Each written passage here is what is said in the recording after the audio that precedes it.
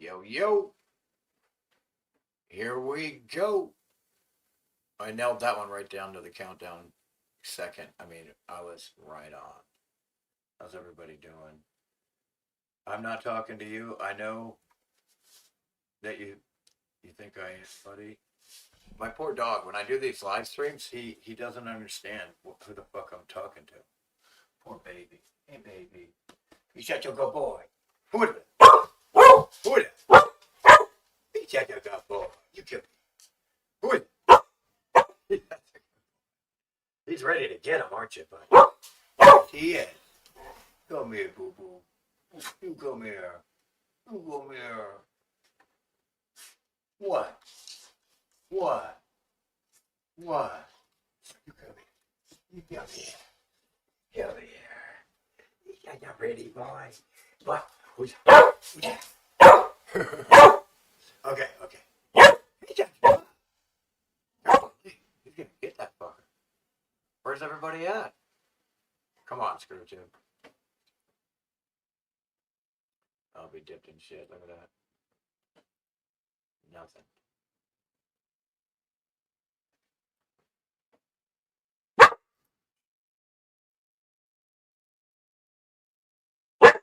Okay.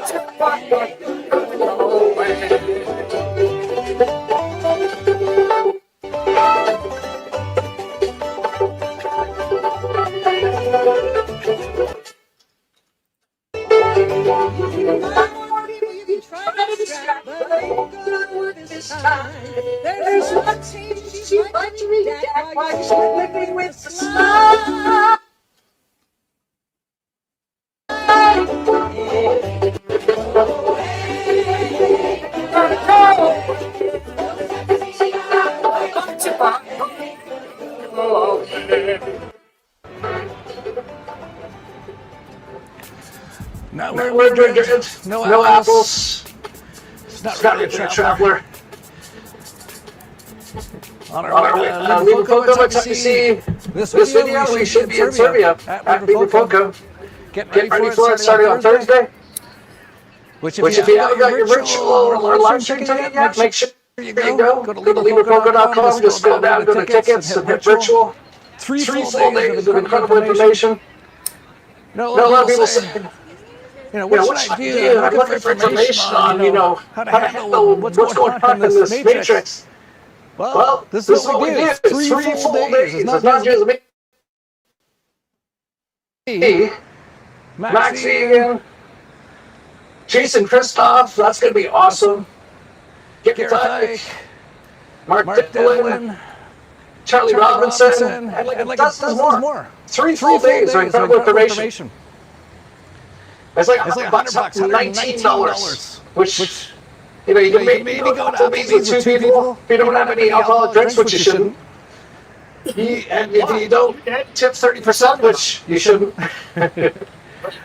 you can maybe get a meal at Applebee's for that. And that's information that's can help you out massively.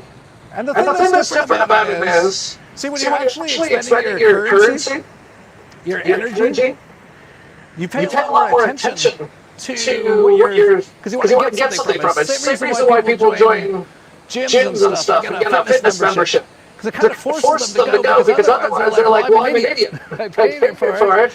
I should actually be going or watching these things. And so you actually do. It's kind of a funny thing. So if you're kind of like, feel stuck, like why can't I ever seem to kind of get going, get moving, get things happening in my life? Well, have you expended any currency? Any current? Have any energy? Because you can't receive energy unless you give energy.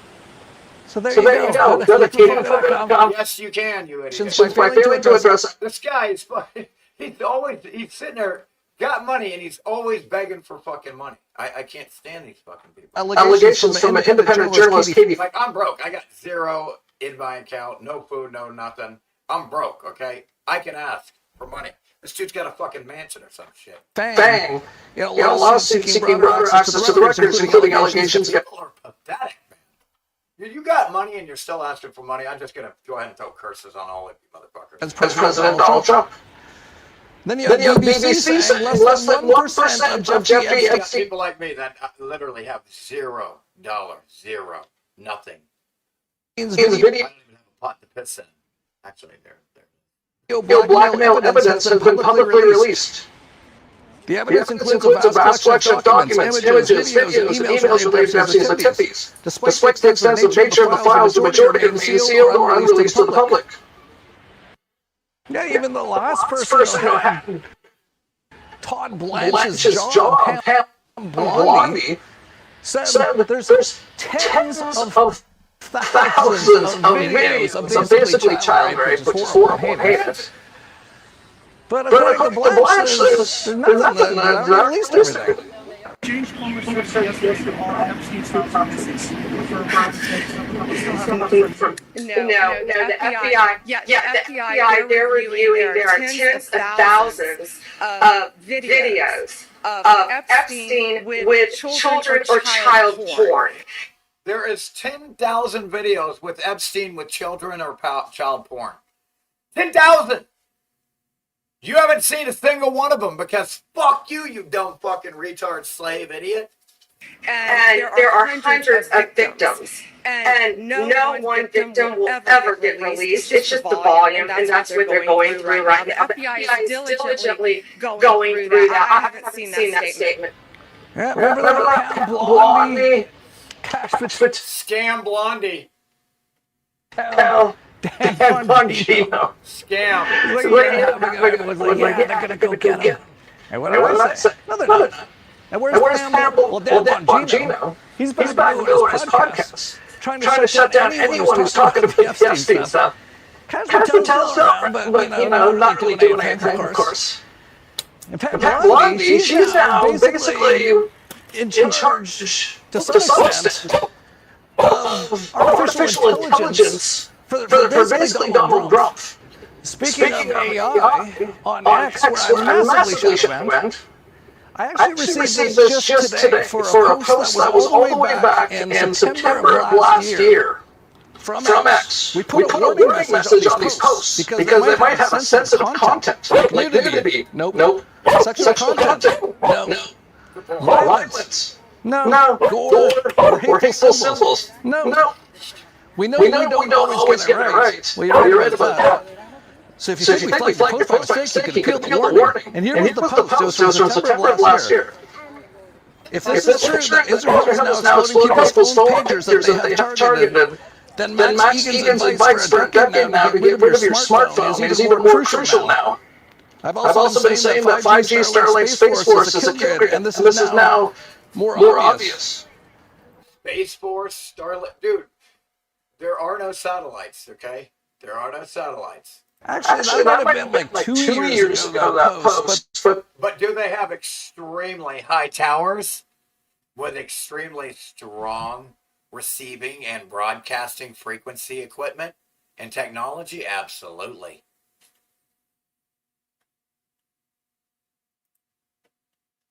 But basically I was saying that they're going to use your phone as a weapon against you and actually blow it up at some point. And that got removed by X just today, which is kind of interesting. I wonder if there's any particular reason that they're doing that now. Guess we'll soon find out. Anyway, going back to the Epstein stuff, which is kind of current again. With Todd Blanche now being 88th. She was jonesing on the fucking camera. Attorney General. A bunch of people have been noticing things from like old shows. And it's kind of funny, like when you go back and you look at stuff that you watched in the 90s, 80s for me personally. It looks... It's really cool to do that. Look at some old stuff that you looked at when you were a kid, and you look at it totally different now, and you kind of get an idea of, wow, that's what I used to see it as, and now that I'm more mature and experienced, this is how it actually is. Or, you know what I mean? You start to pick up on stuff that you totally missed the first time. Like, for example, with Seinfeld, I totally missed that Jerry and Larry David are complete Zionist evil people. Oh my God! Their characters even showed what asshole kind of people they were. You know what I mean? Just complete selfish pieces of shit. That's why they even got arrested at the end. Idea about that back then. Because they were such bad people, they even all got arrested at the end, proving they're all bad people, dude. Every one of them. Jerry, fucking dude, and Elaine, Kramer. And even things like I was thinking, and they got this ugly old ass fucking Elaine in this new movie, Thunderbolts too. Now, give me a break, fucking bitch. Have you seen David Lee Roth lately? Like he's, by the way, want to guess, is David Lee Roth of Van Halen Jewish? Yes, of course he is. Now, I remember I actually went to one of the only concerts I've ever been to in my life. It was my first concert, and it was Van Halen's 1984 tour in Edmonton, Canada. And, you know, I remember it being like, wow, these guys are so cool, and so awesome, the music's so awesome. And to some extent, the music was pretty good. But I never noticed. Because like, I think the only decent or big concert I went to a long time ago, and I just wanted to see what it's like, is I think I went and saw a Great White opening for White Snake or some shit, whatever the fuck. Not sure what it was. I've been seeing David Lee Roth recently, and I'm like, that guy is at Daytona Beach Ocean Center back in Florida when I was growing up, like when I was in high school or something. As gay as it gets. Yeah, look at this guy. This guy is fucking... This fucking faggot is more queer than a $3 bill, dude. Shows a little bit of dignity and masculinity, dude. It's straight up feminine shit. If that's what you want to be, good for you. But dude, it ain't for my cup of tea. That's some weird shit.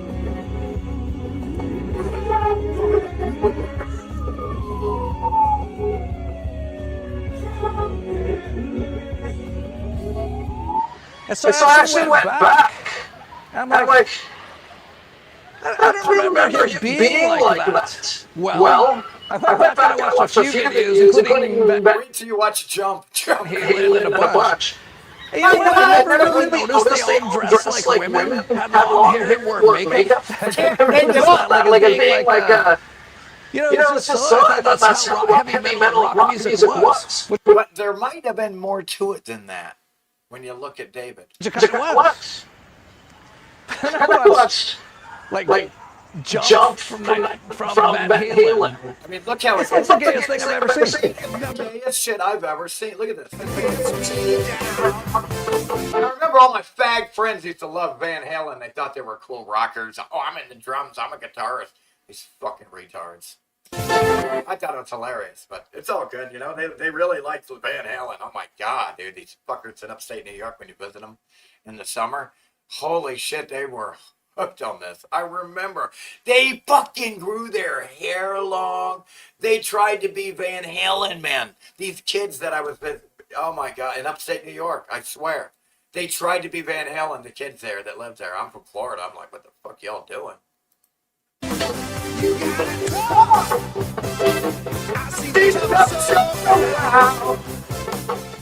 So it is interesting to go back and look at things that you haven't seen in decades and notice a lot of things. And that's what a lot of people are doing.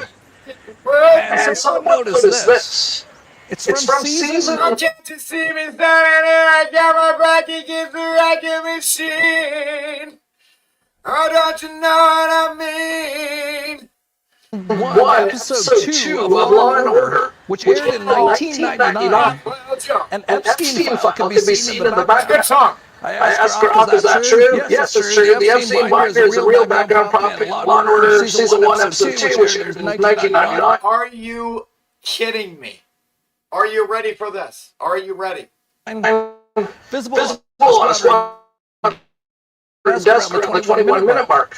Then it says Jeffrey Epstein was not a public figure with any scandals then. Those emerged mid-2000s. Common surname, no plot connection, pure coincidence, case closed, sleep crack.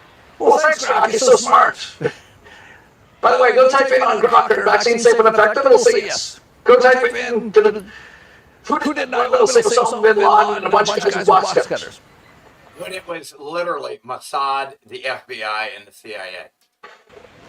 All on record. In 1993, the World Trade Center bombing, they tried to get this patsy that ended up taping the FBI trying to set them up. They tried to set up, in 1993, the FBI literally got away with bombing the World Trade Center and nobody gets in trouble. Then they killed JFK. I mean, it's insane. It is interesting. All the way back in 1999, there was this Epstein folder on a police desk. Now, this is true. I completely admit that Epstein is not an uncommon surname. It's a fairly well-known surname. So it could be a coincidence. Definitely could be. Absolutely could be. But I did go back and look in and ask actually Grok, when did Epstein begin doing his sex trafficking stuff? And it basically says it was around 2002 and continued through at least 2005. But then it goes on to say broader allegations of sexual abuse, exploitation. Back to 85 and probably even earlier than that, because you don't know. Similar accused later alleged conduct going back to at least 1985. At least. So that's interesting.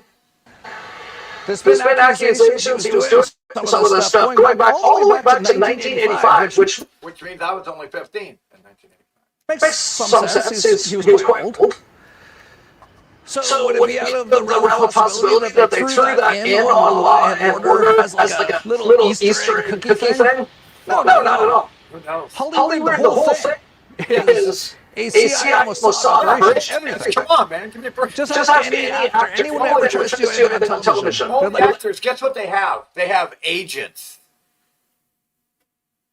from the government. Oh, no, that's to help them make money. Okay. It all has to go through certain people, and they will remove or add certain things. And just look at all the actors.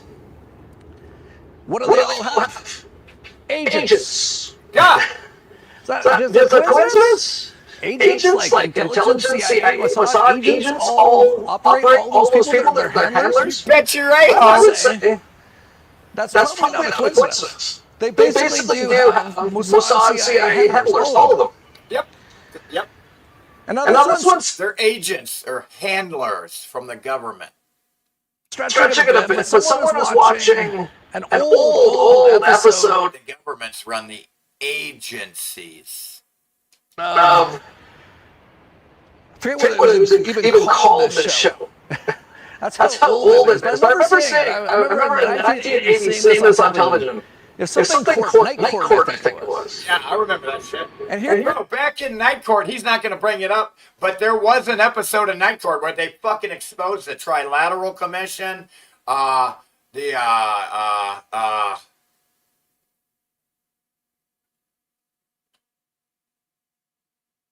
you call it? Foreign Affairs. Anyway, yeah. They called him out actually on that. Oh no, that was Barney Miller. I'm sorry. But Night Court, yeah, I remember that. Check this shit out. Here's an episode from 1987. And by the way, if you're watching this on YouTube, you probably didn't see about 10 things I've already put in. Because you can't do that on YouTube. You really should never. If you want to watch this video, you should always watch them at vigilante.tv. Because they're completely uncensored. Also, BitChute's quite good. And by the way, I haven't mentioned this too much. We send out a ton of like super incredible information. With every video, we send out a bunch of additional information that really adds to what we have in the video. And that goes out via email. It's all for free. And you can get that. Just go to dollarvigilante.com and type in your email. And you'll make sure you get all our videos. We also get all of our additional content. YMCA, but not gay, McDonald's, Chicago,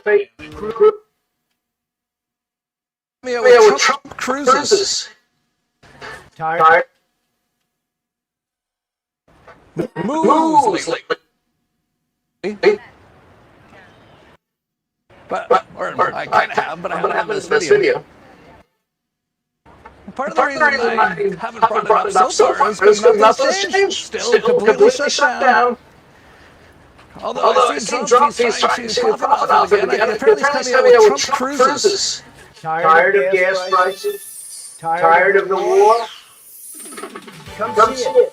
Introducing Trump Cruise to Hormuz. We got Mar-a-Lago Base Base, Kid Rock, YMCA, but not gay, McDonald's 24/7.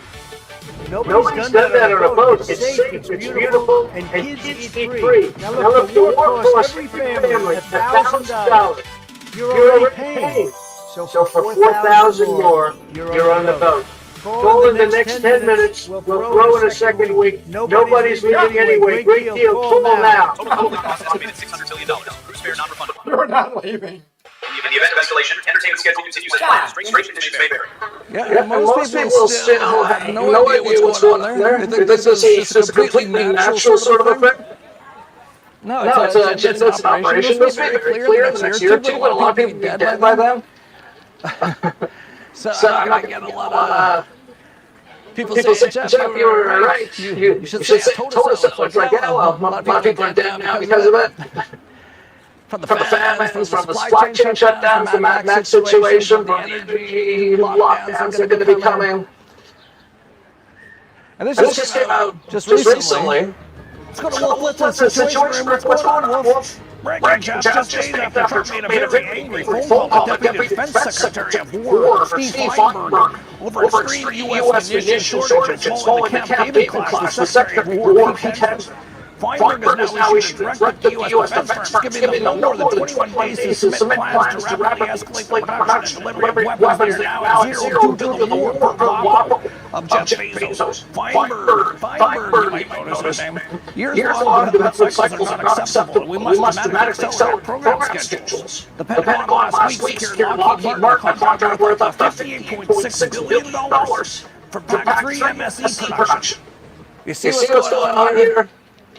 They're saying the U.S. is just completely out of missiles, just used them all in Iran, didn't affect much in Iran, didn't change much, but they're just out now. Iran's like no years. Iran's got like years worth.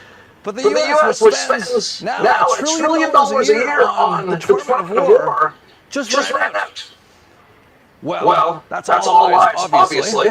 And what is it? Well, just like with the COVID, they let the big pharma people make trillions of dollars trying to kill everyone on Earth. Now we're back into the military-industrial complex, and they're just giving them trillions of dollars, all stolen for people, all to blow up. And the more money they spend, the more money they create out of thin air to pay themselves, the government, because they all got to get paid. The more and more money that they spend on themselves and war and even on us, the less and less every day your dollar is able to buy now because of it. Stuff. Every time the government politicians go to pay themselves a paycheck, the value of your dollar goes down more and more because they have to get paid by creating this money out of thin air, and it devalues your dollar. And this is going to continue for a while. And remember, this all started because Iran can't have a nuclear weapon. Well, this is interesting. If you're as old as I am, you'll remember Oliver North, like the 1980s. He's the guy on the left who was arrested. He's the guy that actually gave them some fucking missiles. What are you talking about? Victor, for illegally selling missiles to Iran during the Reagan administration. The guy on the right is a Fox News military analyst who thinks Iran shouldn't have missiles. Yeah. He literally sold Iran missiles. They shouldn't have missiles. Same guy. See, they don't even switch up their actors. It's insane. It's insane. They don't even, I mean, are you kidding me? They don't even switch up their actors. They had a guy, and they're like, oh, he's giving missiles to Iran. Kind of got in trouble, but not really. And that was on Fox. No. He was just supposed to look like a bad guy. It was part of the plan. Everybody on the inside, it's stuck in his dick. Saying you shouldn't give missiles to Iran. Meanwhile, they're making billions and billions of dollars, keeping everyone in fear, going to start an energy crisis that's going to end up with famines. And so many people are going to get wiped out. It's incredible. No one can see it. People are going to get wiped out. I'm already starving right now. I'm already about to die. Hopefully I fucking do. Because fuck this world. We're like, well, you know, we're just in this war now. Really? Are you in this war? Sounds like no one wants to be in these wars. Like no one wakes up in the U.S. or Iran and goes, oh, I really want to just, do whatever I can to kill people in the other country. No, But they do. The U.S. government politicians do. Because it makes them money. They have a vested interest in it. It's all the government and who controls it. Look at Lindsey Graham. Fuck that cocksucking piece of shit is better than shit. May your fucking cursed soul burn in fucking hell for all eternity. The government's the same people. And they just steal your money and blow it up and say all this stuff's happening. World War II, Vietnam War. It just goes on and on and on. And people never get it. It's incredible. Here's what we really need. Jamaica creates an intercontinental missile capable of bringing peace to the world in at most 72 hours. See, they actually do it. But the people who are doing these things, they're not actually going to smoke the peace pipe. Nope. Kind of interesting that the Native Americans even do that, right? They need to I don't know smoke if it was marijuana exactly, if it was peyote. Smoke 'em peace pipe, baby. Yeah, after you smoke weed, and you don't want to fight, you want to eat. You want to eat. Or something. And you drink alcohol, you want to fight. When you drink alcohol, you want to fight. When you smoke weed, you want to eat. But even they need it. You get a little wrapped up. And eating's good for your vessel. It gives it, and it makes you tiresome too, rest. So it gives you all the things you need. It makes you do the things you need. That's the beauty of cannabis. Caught up in the Matrix. Go smoke the peace pipe, everything will be okay. But these people, all these things, this bloodlines, this satanic pedivores, they're never going to do anything like that. Or who knows? Anything is possible. I kind of do see a bunch of them kind of like softening a bit lately. And even, starting to wake up, even those sort of people. So who knows what's going to happen? But when it comes to straightforward news, nothing's going to happen there. It's been locked down for years now. If what Iran is saying is to be believed, Iran is completely ruled out. And they're all already acting like, oh, fuck it, we'll just build a pipeline through Saudi. Which, yeah, that's what you should have done anyway. Any future negotiations with the government. Why depend on anyone else when you can depend on yourself? Administration. Right? Declaring we'll wait out Donald Trump's term until January 2029. Trump will not reach an agreement with us. We will accompany him until his term ends. The path to victory is neither fighting nor a deal. It's managing the process of neither war nor peace up to the point of victory. That's what Iran now is saying. There's not going to be any end to this until 2029. Well, I can tell you, by 2029, not going to be a lot of people left if they keep this going. Like most that movie, Mad Max, did you know? And this is actually in our blog that went out with one of my last videos where I was talking about Mad Max. We put in a bunch of information about the creator of the Mad Max movie. He actually wrote it after the 1970s oil crisis, when it was hard to get oil, there was lines for days, people were fighting and killing each other. That's when he wrote the Mad Max movie. And that's where we'll be. Fairly soon, if this keeps up. If everything that's going on continues on for much longer, it's going to be like that in many places. And they want that. They love chaos, they love death.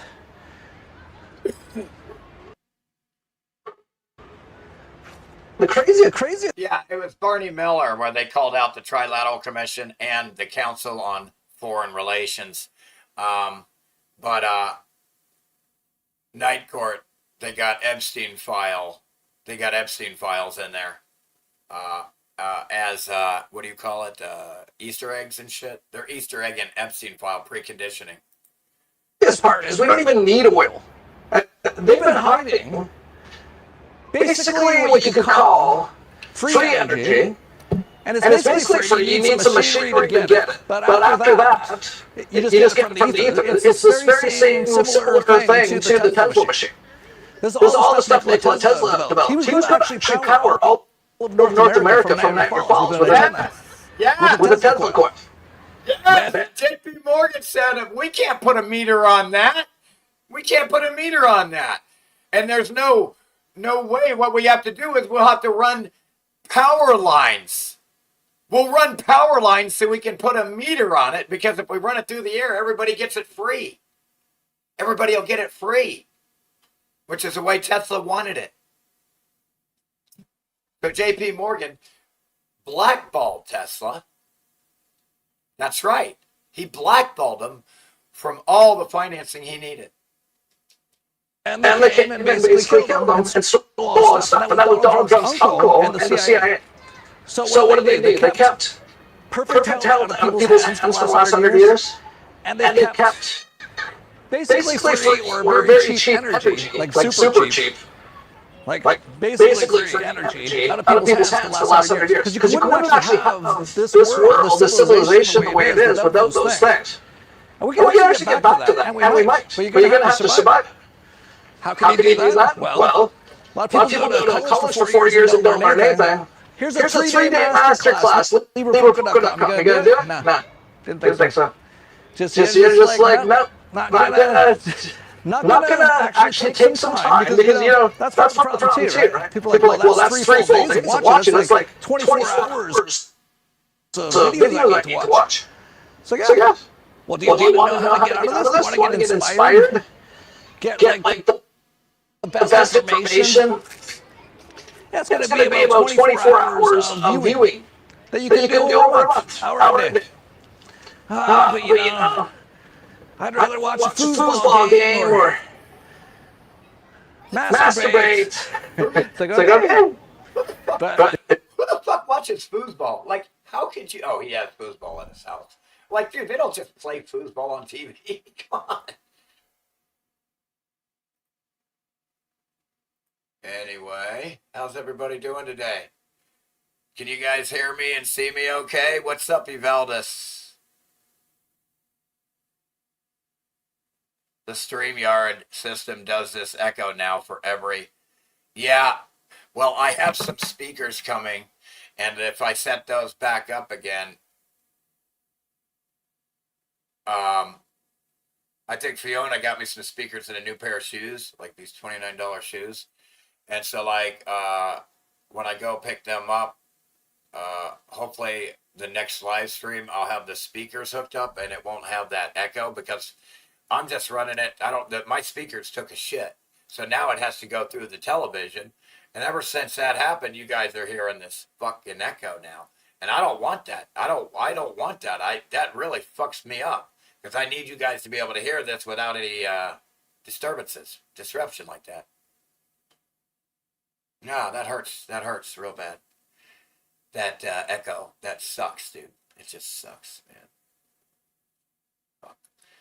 But I should be able to get those speakers soon, and then I'll hook those up, and hopefully it won't have that echo. I'll be listening through that, and so it won't echo.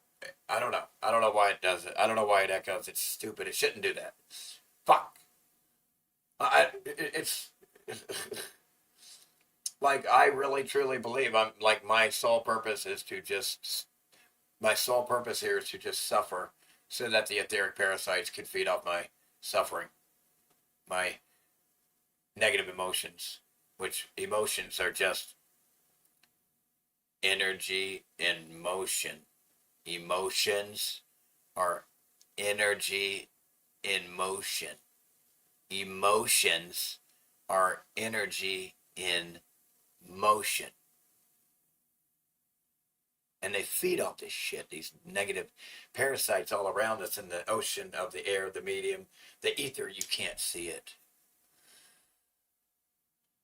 when you're awake.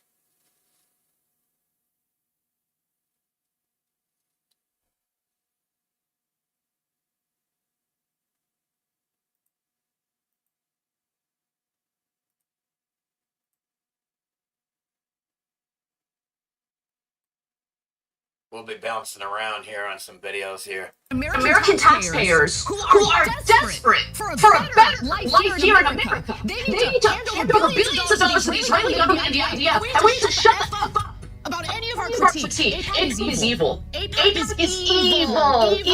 My fellow Americans, are you okay with that? Are you okay with a lobbying group representing the best interests of a foreign government telling you you need to bust your ass every day, work your job that you likely hate, and have a portion of your earnings taken from you by our federal government and funneled to the Israeli government so they can commit atrocities in the Gaza Strip? Are you okay with that? Because I'm not okay with that. And nothing gets under my skin more.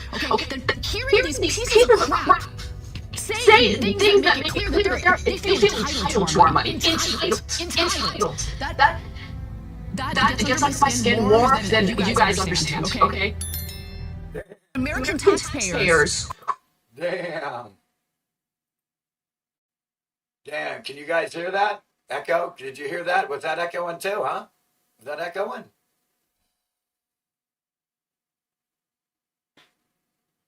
I could try something. I wonder if it went through my goddamn laptop, would that be any better for you? No. Oh, I see. No, because I gotta hear it too. Fucking shit. Ain't that a bitch? Oh well. Well, hopefully those speakers come in soon. They could be at the mailbox right now. I wouldn't know because it's a mile away. Literally, it takes me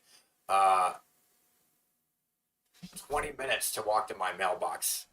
I walk the dog to the mailbox. It takes me 20 minutes. It's a mile. It's a mile away, over a mile to my mailbox. I like that. I love it.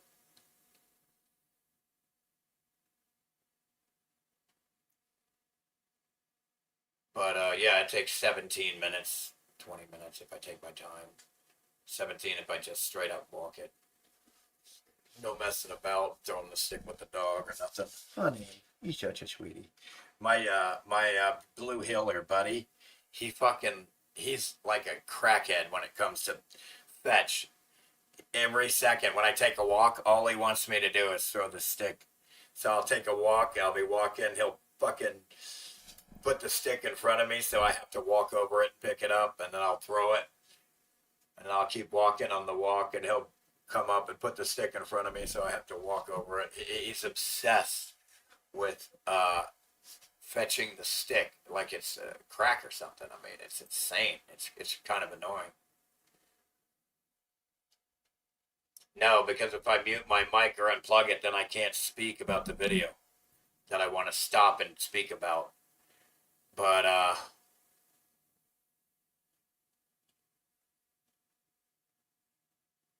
like I said, the problem's solved, man. I got speakers coming. I just got to get them from the mailbox whenever they get here. I'll run up there today if they're there, or tomorrow, and hook them up. So the next live stream, they should, hopefully, we shouldn't be getting this fucking stupid echo. Fuck! I hate that. I'm getting fucked over here. And so are you. Because you guys should be able to listen to this without any dis-ease. You know? Right? When I'm gonna break his fucking head.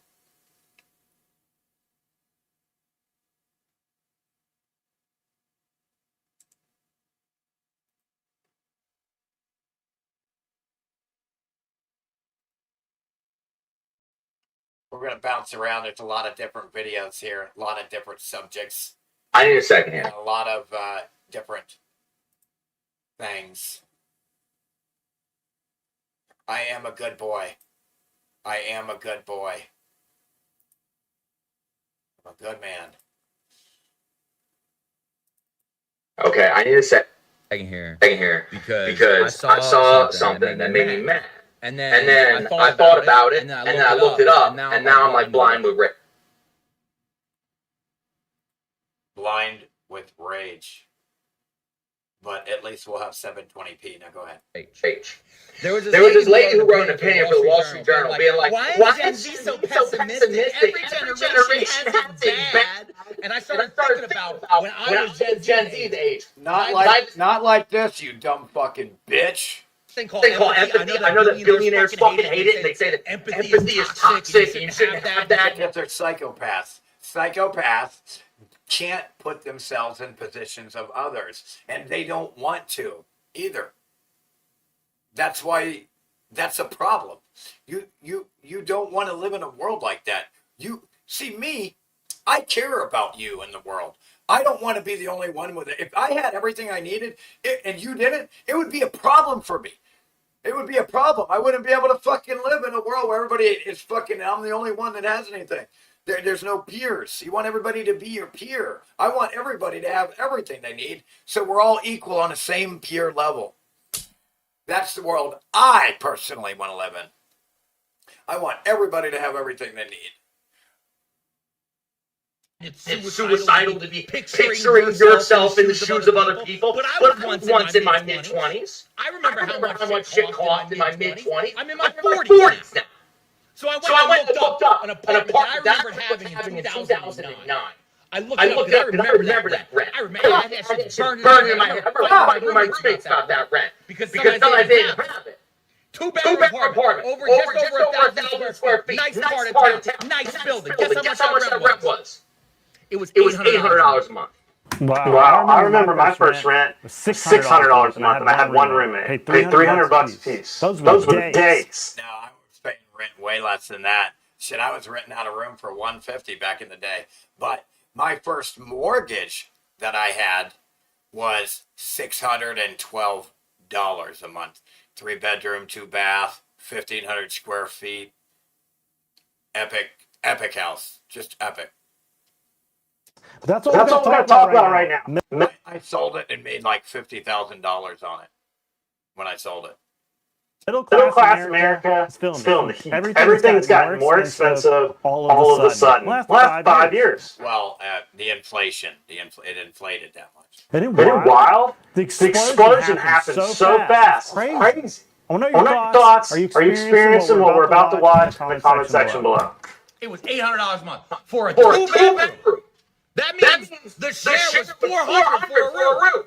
$400 for a room in a nice town in Pennsylvania. I looked it up. In college, shit. If you paid $300 for a room, man, it was a place that was epic. I mean, it was epic. I went on Zillow because Zillow fucked you up. I looked it up. How much? And all the pictures. That's the same apartment. They haven't updated shit. That's the same oven. I remember that oven. I burnt the short on that oven. Guess how much my $800 apartment is now? My $800 two-bedroom apartment today? $2,400. What the? That's 3 times 300%. We 3x'd it. 3 times. That means if you divide it out, that one room I paid $400 for, if I was gonna move back to that bitch, that one room would cost me $1,200. $1,200. Here's the bitch that gets me the most though, because she was going on about me. Oh, Gen Z. I was paying $150 a room. They're paying $1,200 a room now. I mean, it would be. Today they make more money than people made back in then. Blah blah blah blah blah. Guess what the minimum wage in Pennsylvania was in 2009? Are you ready? $7.25. Are you ready? Are you ready? Are you ready? $7.25 an hour. It ain't moved. Everything's gotten more fucking expensive. Everything. Except your pay. Went on to go and say, oh, with us, we're at war. We're at war. Everything. They're pulling out the rug from underneath you, man. Things get more expensive. We all pay tariffs.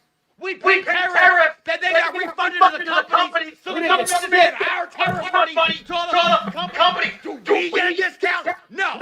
We're at a war where every other day the president tweets some shit and the gas prices go up. We can't trust our fucking food. We don't know if our jobs are going to exist because some weird tech billionaire might build a data center and shut our fucking jobs down.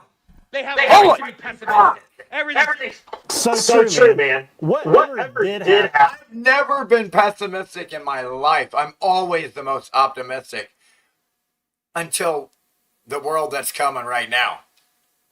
Terrifying. Weren't we supposed to get like check back? So I want to know your thoughts down below. Was that a good idea? Was it bad? But man, he nailed it. Everything is more expensive. Even the Hurry up, meathead. security deposit is going to be more expensive. And then the carpet cleaning you got to pay for when you go out of there. It's so expensive to move. So a girl the other day said it cost her $6,000 just to move from her apartment. Wild. It's tough out here for everyone. I'm a controls engineer. I have a good job. I've been doing this for a minute. You can Google a controls engineer salary. I should be able to live very comfortably as a single man with three kids. I should have no financial struggles. I should be able to afford a home. I should be able to afford a brand new car. And all of this while taking trips and having vacations. And I live in a trailer. I drive a fairly new car, yes. But I have to budget like I'm living paycheck to paycheck. I cannot get ahead. I do not buy expensive clothes. I do not take expensive trips. I do not put stuff on credit card. I'm not there yet. But for what I make, I should live very comfortably, and I don't presently. I thought at one time if I made as much as I make now, I would be rich and have no problems. And that's probably true 8 years ago. Oh, yeah, you're talking to my dog. My bad. Okay, I don't fucking know. He is a good boy. You're right. You must have been referring to when I was talking to him. Sorry about that. How do I know who the fuck you're talking to? But over the past 5 years, I have seen my standard of living substantially drop. Good boy. I am living a lower middle class lifestyle. And I make good money. I don't drink my coffee out. I make it at home. Every day. I carry my lunch. I take my kids to fast food maybe once a week, 30, 40 bucks. I have a Planet Fitness membership. I shop at discount clothes. I thrift for almost everything. So telling people to just stop buying coffee and they could afford a home or just to wait a little bit so they can afford kids is just gaslighting people. We're being robbed by our government. True. Through the hands of corporations by our government's control.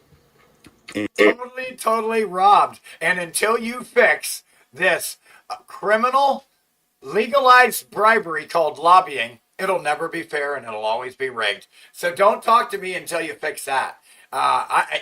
Even then, I still would never participate. You don't get to tell me what to do. Okay, I'm a grown adult. You're a grown adult. You don't get to make rules for me. You pedophile. I'll fucking chop your head off.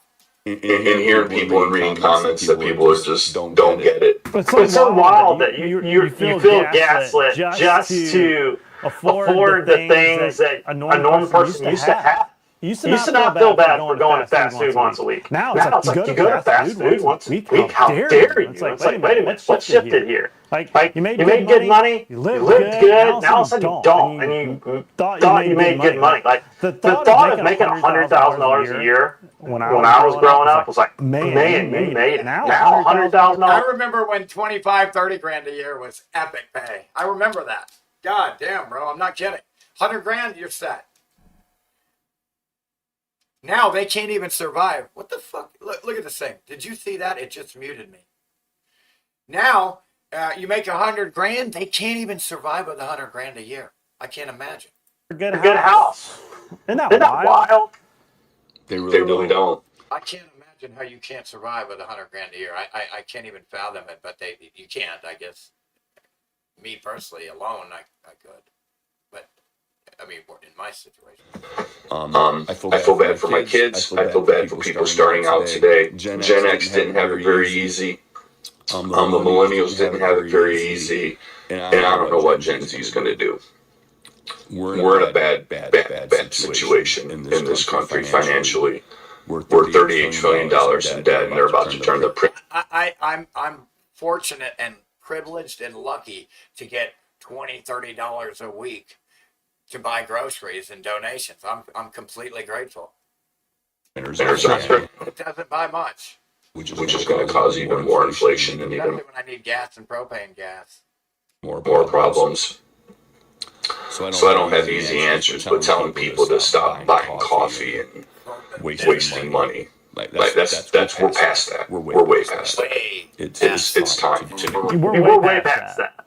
Because they will never pay off the national debt. That will never happen. They will and again, the money to pay it back doesn't exist because in the first place, they never had $39 trillion to loan you.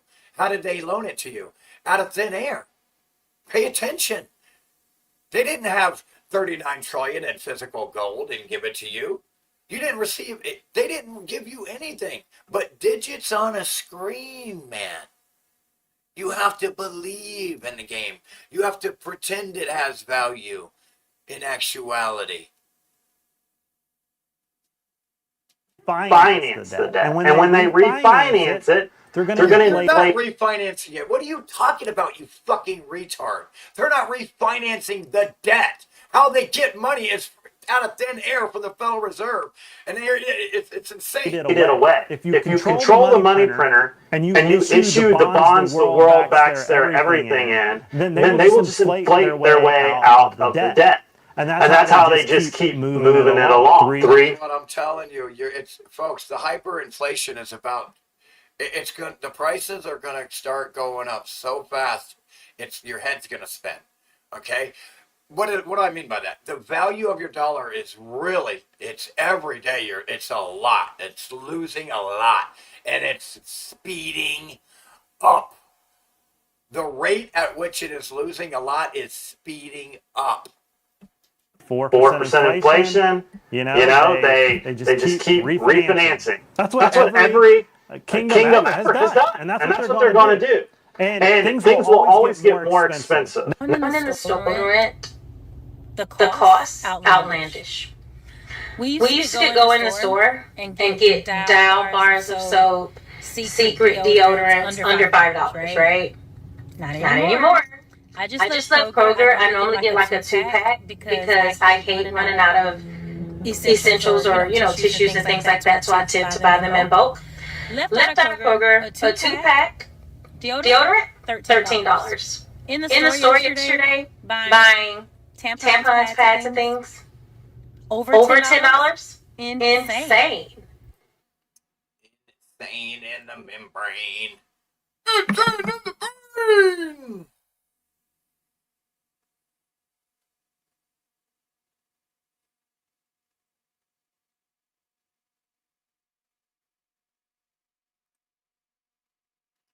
Folks, let me explain something to the world. World, as if I'm talking to the world. World, you are the next Gaza. Let that sink in. Look at what happened to Gaza. You're next. Let that sink in. You're next. According to the Greater Israel Project, you're next. You're next. All of you, the whole world. None of you fuckers are off limits for these nut jobs.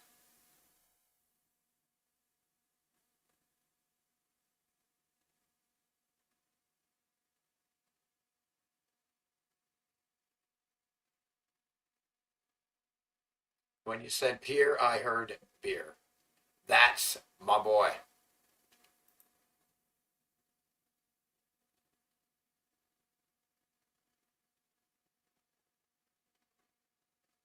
What type of shoes am I looking for? Waterproof shoes, size 11. That way, if they're bigger, at least they're not too small. I should have thought of that. Instead of saying 10.5 to 11, I should have just said 11. I'm a dumb fucking retard sometimes. It's amazing. Really mind-boggling.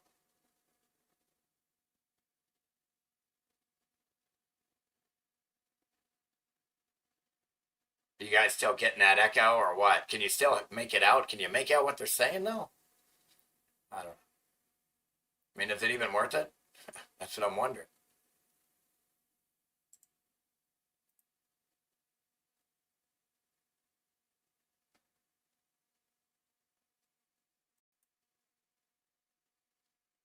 The European Union says number one is America. Shut the fuck up.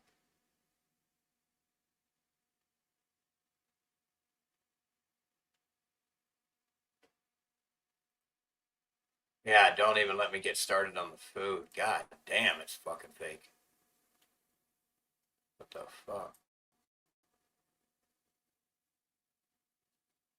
God damn. I pay for it. God damn. Farmers are held hostage. Damn. The seed companies. The seed company can legally come onto my property. Ah! God! I fucking hate fucking YouTube, these fucking pedophile dick riding fucks. God, YouTube is the fucking shittiest dog shit I've ever had to use. Can't believe it. These fucking pedophile fucking dick riders don't even fucking know how to fucking run a fucking video. It's pathetic.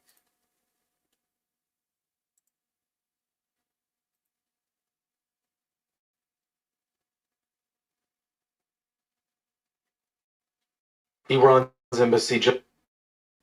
That's a good one.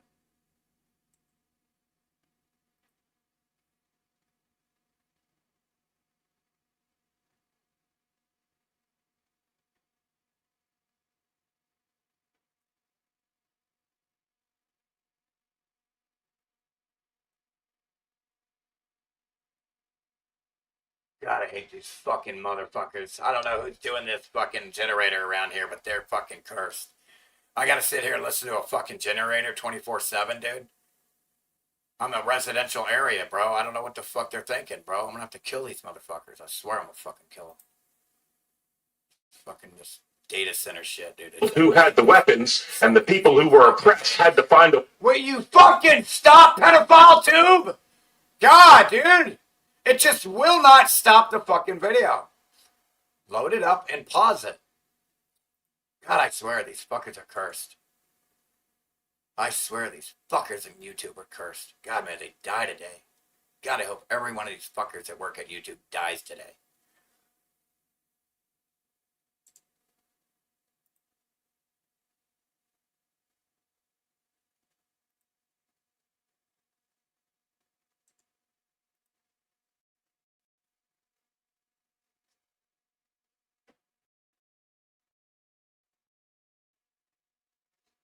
So, sign... Of course, I technically wish they would fucking die because they fucking censor me.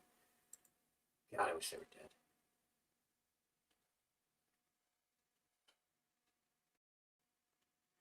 Alright, somebody hit the moon. Alright, so check this out, Evaldez. Are you still there? Check out this video, Evaldez. Can your camera do this, bro? Can your camera do this? Moon with the Nikon P1000. And boom. Holy hell. Those cameras are insane, aren't they? Yeah, their cameras are great, but they're not 240,000 miles away great, you fucking shit stain. The fact that you can zoom in on the moon with a camera, with a fucking camera, not a telescope, proves that it's not 240,000 miles away. You fucking idiots out there are so dumb. Look at that. Alright, somebody hit the moon with the Nikon P1000. And boom. Because it's not 240,000 miles away. A camera. A fucking camera. That's how close the moon is. You can zoom in on the surface with the goddamn camera. Holy hell. It's not 239,000 miles away, you shit stains. You're dumber than shit, and you're not landing on that. That's all. That's an electromagnetic disc. That's not a round. That's a disc. That's a disc. You'll never be able to land on that. That would be like going to the movie theater and an actor coming out of the screen and shaking your hand. It can't happen. It's a paradox. You'll never go to the moon, you stupid shit, or anything up there. You can't go up there. It's like the actor coming out of a movie screen and touching the projector. You can't do that. You fucking dumb fucks. Not in a physical form. Maybe in your fucking wildest dreams. Wet dreams. But,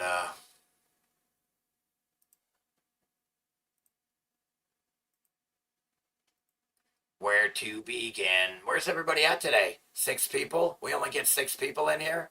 What is wrong with this fucking world, bro?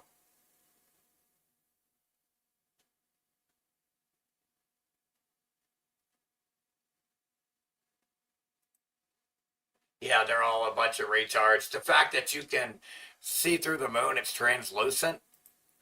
The fact that when it's in a blue sky, it looks blue, and when it's in a dark sky, it looks dark, proves that it's not physical and you can't land on it. Just like Mars. You'll never land on Mars. You can see right through it. It's translucent. You can't land on something that's not physical. You fucking retards. That up there, the moon, is etheric. It's not physical. You will never touch it with your physical vessel.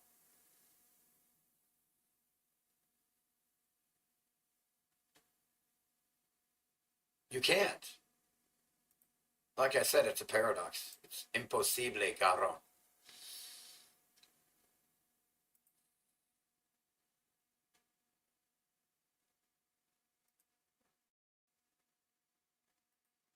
Scientists gave 2 parrots money, and they changed the rules. They trained them that metal rings equal food. Drop a ring in, get a snack. But then researchers introduced unfairness. One parrot got a pile of 10 rings, and the next one got separated by a wall with a tiny sloth. So the rich bird watched the other one miss meals and actually started pushing rings through the gaps anyway. They ran it again and again, and same result. Sharing until both could pay, and the researchers expected hoarding, but instead, the parrots detected inequality and fixed it. So scientists gave 2 parrots money.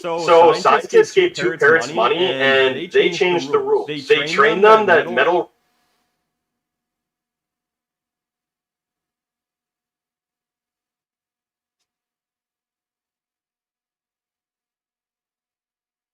Yeah, they're basically retarded.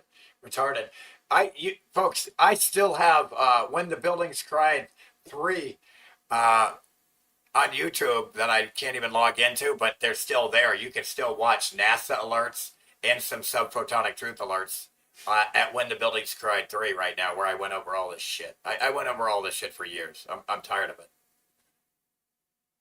Yeah, I know Spanish because some of my friends were Puerto Rican, Mexican.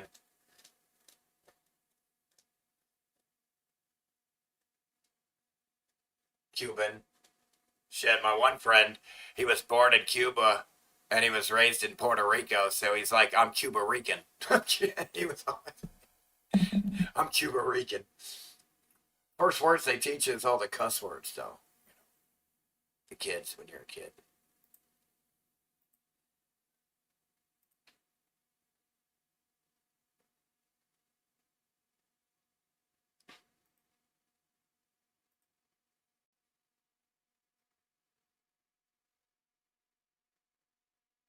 Iran's embassy just posted this on X.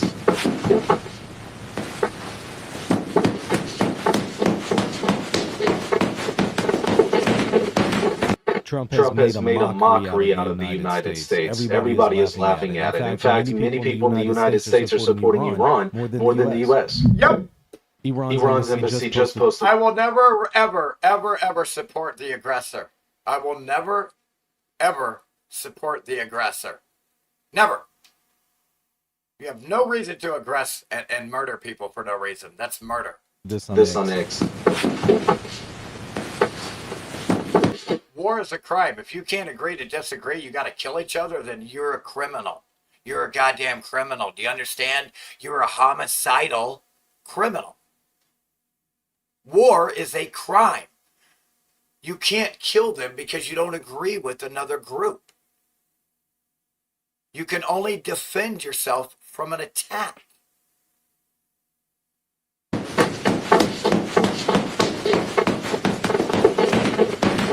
Trump has made a mockery out of the United States.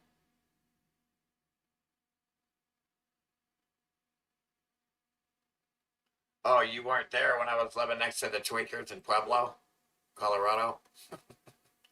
God, those fucking tweakers. Fucking shut up, you fucking tweakers!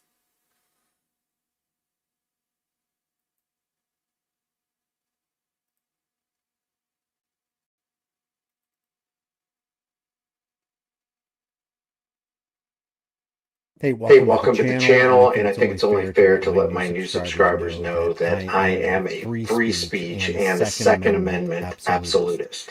Now, And when I say absolutist, I mean absolutist. Governed by the four simple words, shall not be infringed. No regulations, no restrictions. You, as a free man or free woman, should have the right, and do have the right, the unalienable right to own anything that you want to use to protect yourself. Whether you're talking about a stick, or a stone, or a crowbar, or a bat, or an Uzi, or an AR-15, AK-47, RPG, shall not be infringed. You have the right to keep and bear arms. What arms? It doesn't say. It leaves it wide open. There's no qualification, and there's no limitation. And if you disagree with me on that, then I want you to put a comment in the comment section below letting me know why you disagree with that. In the meantime, I want to go over this, what I consider to be an excellent speech by this guy named Thomas Garrett Jr. Take a listen to this. Why would the government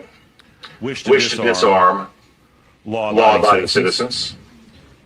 I asked AI, Mr. Speaker, if the Constitution and the Bill of Rights were reduced to 12-point font, single space, how many pages they would take up? The answer is 11. And so our founders were brilliant in their brevity, but alas, we torture and misinterpret those words as a result. If James Madison wanted to be a little bit more wordy, the Second Amendment wouldn't read, the right of the people to keep and bear arms shall not be infringed. It would read, the right of the people to keep and bear arms to defend themselves from tyranny shall not be infringed. Mr. Speaker, the government did not give me the right to defend myself, to defend my family, or to defend my freedom. And the government cannot take it away, try though it may. I was absolutely awestruck when a prominent religious advocacy organization for the largest Christian faith on earth got behind some of these particular bills. They must be reading a different Bible than me. Luke 22:36 says, Jesus told the disciples, I'd sell you now if you must sell your cloak and buy a sword. And why?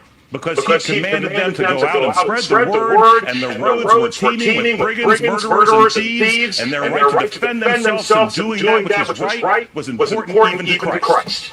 Indeed, in the garden, Jesus didn't tell Peter to throw away his sword, he told him to put away his sword.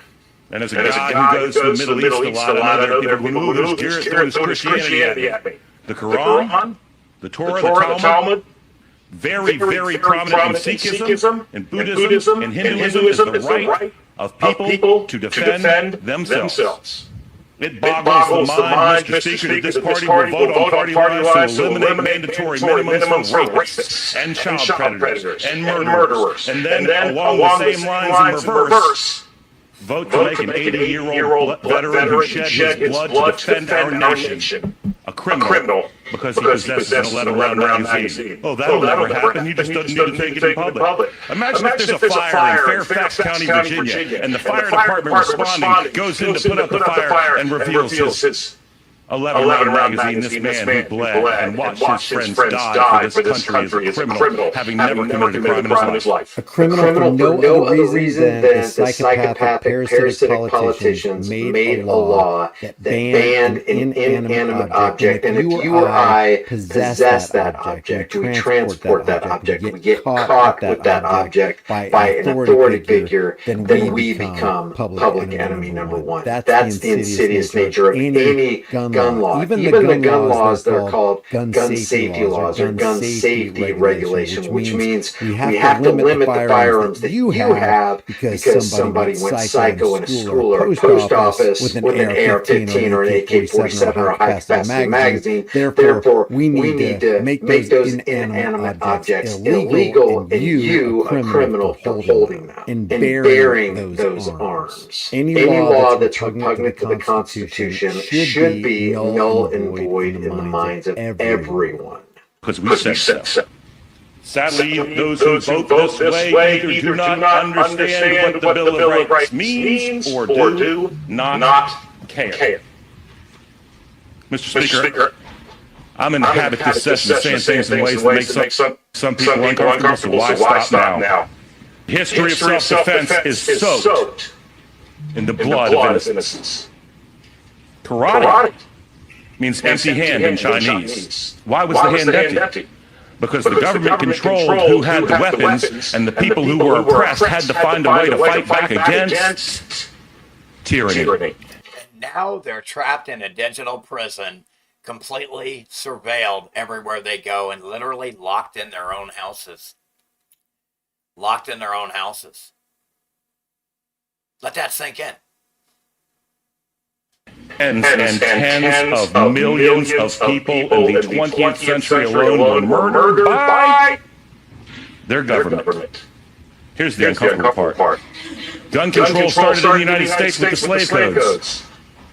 You were not allowed to sell a firearm to an African American. You were not allowed to sell a firearm to an indigenous person. Why? Because the real racists were afraid of the wrong people having guns. Because some racist said so. You're not allowed to have this. You're not allowed to have that. You don't get to tell anybody what they're allowed to have. That's where you done shit the bed, and I'm going to chop your head off now. That's racism. Not, you don't like my bill, you're a racist. That's history. What's my source? NPR. Interestingly, some of the Democrats who drafted those bills would recognize the playbook we're seeing today from Democrats. And what happens when only the government is armed? All too often, Mr. Speaker, it's tyranny. I would wager, and I'm not asking, that you might own a firearm with a magazine with a capacity of greater than 10. That's all, I'm just saying. But when only the government said, if guns are outlawed, only outlaws will have guns, let me tell you who the outlaws are. I spoke to a Christian friend in Syria not long ago who was beside himself because he didn't know which of his friends had died. And I have friends in Iran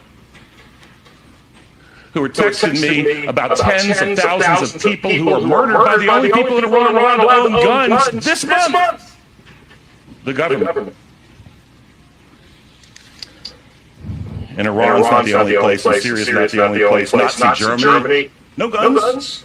Soviet Union, no guns. The killing fields of Cambodia. Well, those people didn't have any guns. Maoist China, no guns. The patron of the Senate bill said, hey, man, I was a farmer in this country, blah, blah, blah. You know what? The United States threw off the oppressive yoke of British tyrannical rule a lot sooner than the country that some other people came from because they had guns. So why would a government wish to disarm law-abiding? I'll tell you why. I will tell you why a government would wish to disarm everyone.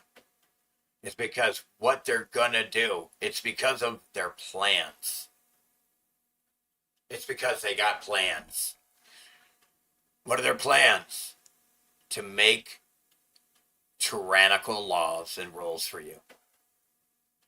That's why they want your guns. Because they want to be able to make tyrannical laws. And if you have guns, it'll be hard. Citizens. Maybe the government is afraid that the laws that they wish to pass are so horrifically oppressive and freedom-denying that they have cause to be afraid of law-abiding citizens. And that's just as our founders would have had it, Mr. Speaker. In closing, I will do something I try not to do too often. I will repeat myself. The government did not give me the right to defend myself. None of you pedophile motherfuckers gave anybody the right to do anything. Nor can you take it away. You pedophile politician fucks in government. You all gotta die for this. Your souls are mine. My family, or defend my freedom. And contrary to what you may think, I will get your soul on the other side for this shit. You pieces of shit government politicians. I'm gonna fucking torture your fucking soul. You can't take it away. Thank you. A government that doesn't trust its own people with guns is a government that can't be trusted. And a government that's big enough to give you everything you want. Let that sink in. A government that doesn't trust the people with guns is a government that cannot be trusted. Although I'm pretty sure you don't trust the government already. Unless you're a complete fucking jack-off shit stain.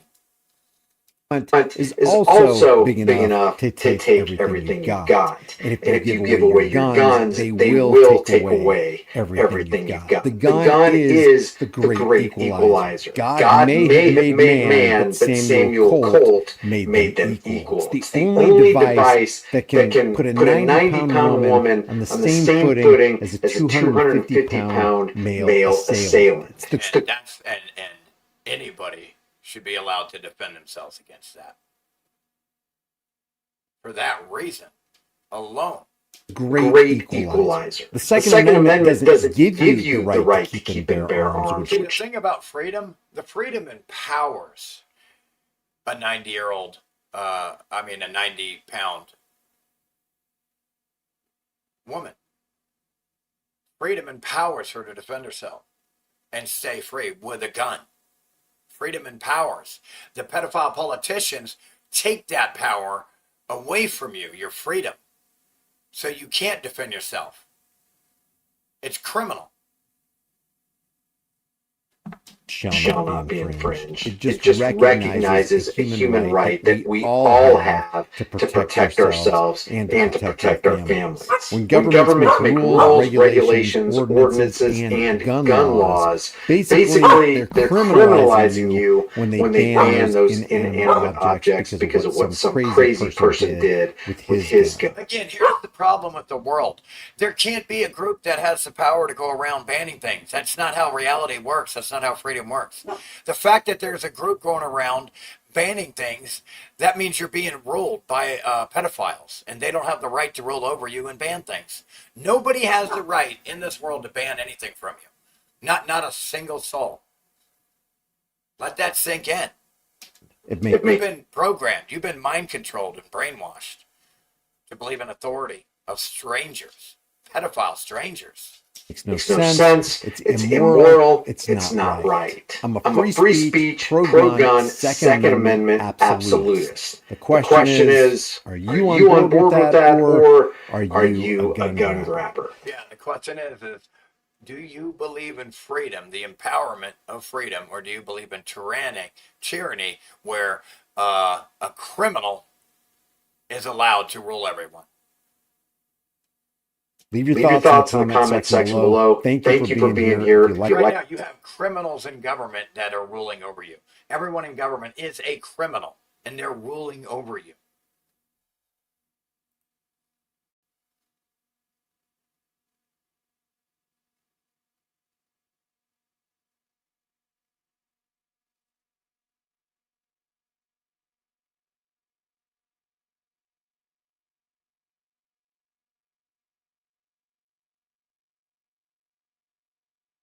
Yeah, that's true. Yeah, how's everybody doing today? I'm usually an optimist, but man, just fucking having to listen to this generator 24/7 is really hurting. Dana, how you doing? Yeah, I literally have to hear a generator 24/7 now. It's this loud, low vibration. It's so loud, it's ruined my life. My life is ruined right now. My life is ruined. I have to sit here and listen to a generator 24/7, and it's so fucking loud. Low vibration hum from, it must be a mile away, and I can still hear it like it's right next door. I mean, it's mind-boggling. It's mind-boggling. This place just sucks, man. I fucking hate it. Fucking hate it. I need to get out of here. I wish I could get the fuck out of this fucking place. Fuck. I can't stand this noise, man.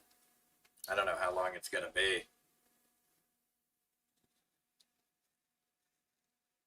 I mean, let's say it's not an AI data center, and maybe I'll get lucky and it's some builders and they're gonna fucking finish building and it won't be loud anymore. I don't know what's going on with this noise, man. I need a drone so I can, goddamn. Somebody got a drone? Give me a drone so I can fly it up in the sky over these trees and see what the fuck is making all that noise. Like, they must have a data center over there, I swear. I don't get it. I don't know. Who the fuck do you know that can run a huge, gigantic piece of commercial, industrial level generators 24/7 a day? Who can afford gas like that? Because that's what's going on here. I'm sitting here listening to a fucking huge generator. You can hear it from a mile away. How do they afford the gas on that?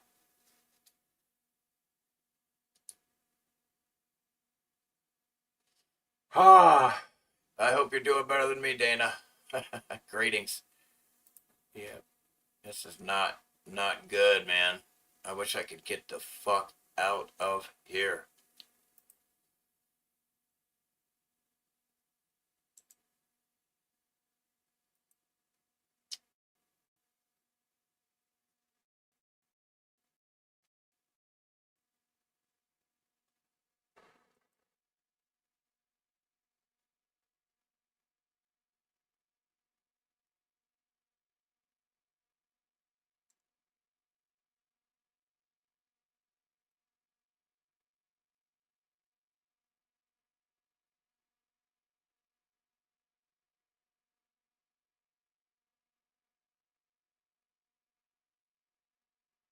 Hey, did you guys hear about fucking an oil company showing up to Greenland without permission? Stupid fucking Trump.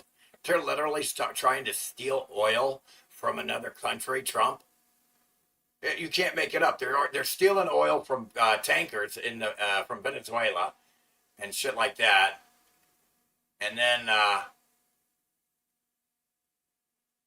they're gonna go and drill oil on somebody's country, in somebody's foreign country, in Greenland, without permission. Mind-boggling. Well, middle-class Americans all go broke and live paycheck to paycheck. Literally, everyone in the U.S., pretty near the majority, is living paycheck to paycheck. The majority of Americans are living paycheck to paycheck right now, today. In fact, I don't know how the fuck they're doing it. How is anybody surviving? I'm not surviving. I don't know how y'all are doing it. I don't understand it.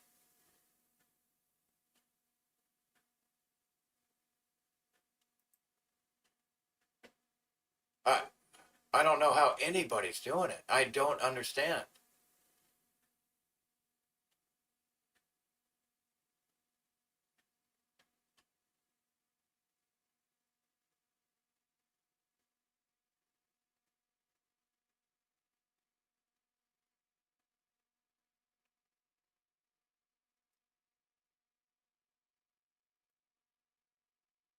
Oh, bless your heart, Dana. I'll check it.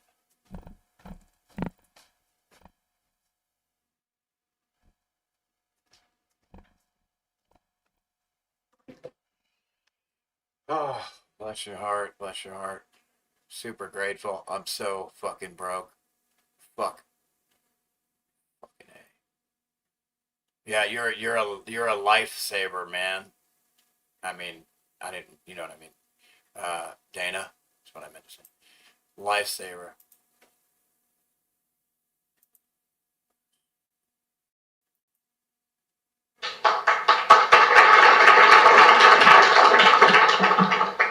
I'm Daniel Hartman. I live in Ward 2 in Fridley. I've not been a resident of Fridley for as long as many of you, but like many of you, I came here to build life, a future with my family.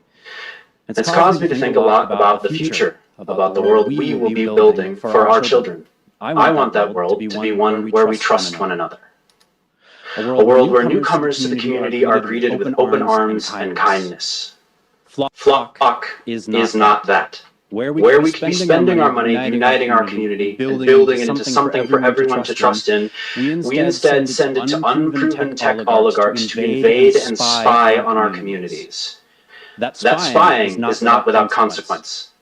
When the federal invaders arrived to terrorize our state in the name of scams, lawlessness, and racism, that very network was used to track and kidnap our neighbors, as we know. Our children will look back on this moment with revulsion, nauseated by the cowardice that led us to turn our guns inward, nauseated by the squandering of our natural resources to build the data center and surveillance infrastructure, a monument to fear, voyeurism, and delusion. We must not forget this is much bigger than a few cameras spying creepily on civilians. The surveillance state cannot exist without data centers. Every second these cameras are running is another second spent sucking the life out of our planet. You keep this up, and we're staring down more than a future without privacy. We are staring down the destruction of our future in entirety. Does it comfort you to know that when the last drop of water is drained, when the weather gets so hot that your sweat can no longer keep you alive, and when electricity is so expensive that we can no longer afford to cool our homes, there will still be cameras pointing at the people that frighten you. If my words offend you, remember that I warned you months ago in this very room. You have had adequate time to change course and be the responsible adults you were elected to be. If you cannot see this situation for what it is, then you should not be anywhere near a position of power. We are better than this. Spend our money on something the community would actually benefit from. We should be enjoying our parks together and making friends, not living in fear of one another. I ask that you disarm these cameras.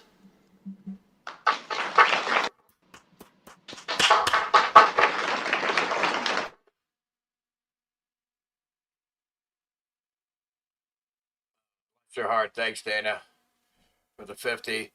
Did you guys hear that okay? Can you hear that okay? The video? I know it's echoing. Is it echoing?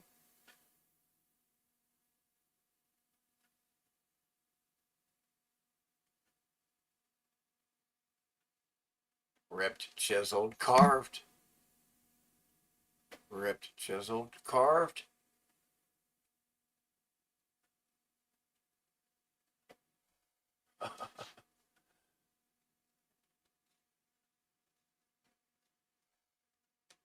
Dollarama instant coffee. Nice.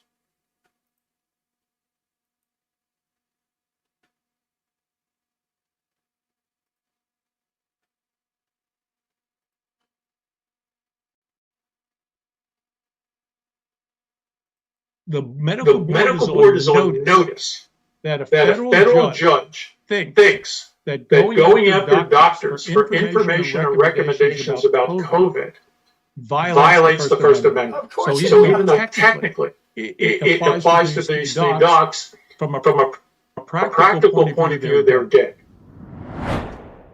We have a special guest, Dr. Pierre Corey. Everybody knows Dr. Pierre Corey, pulmonary critical care medicine specialist, former associate professor in chief of critical care services, University of Wisconsin, founder of the Leading Edge Clinic, which specializes in the treatment of COVID-19, long COVID, and vaccine injury syndromes, treating me. He's also the author of The War on Ivermectin. There is no long COVID. COVID doesn't exist. It was never isolated.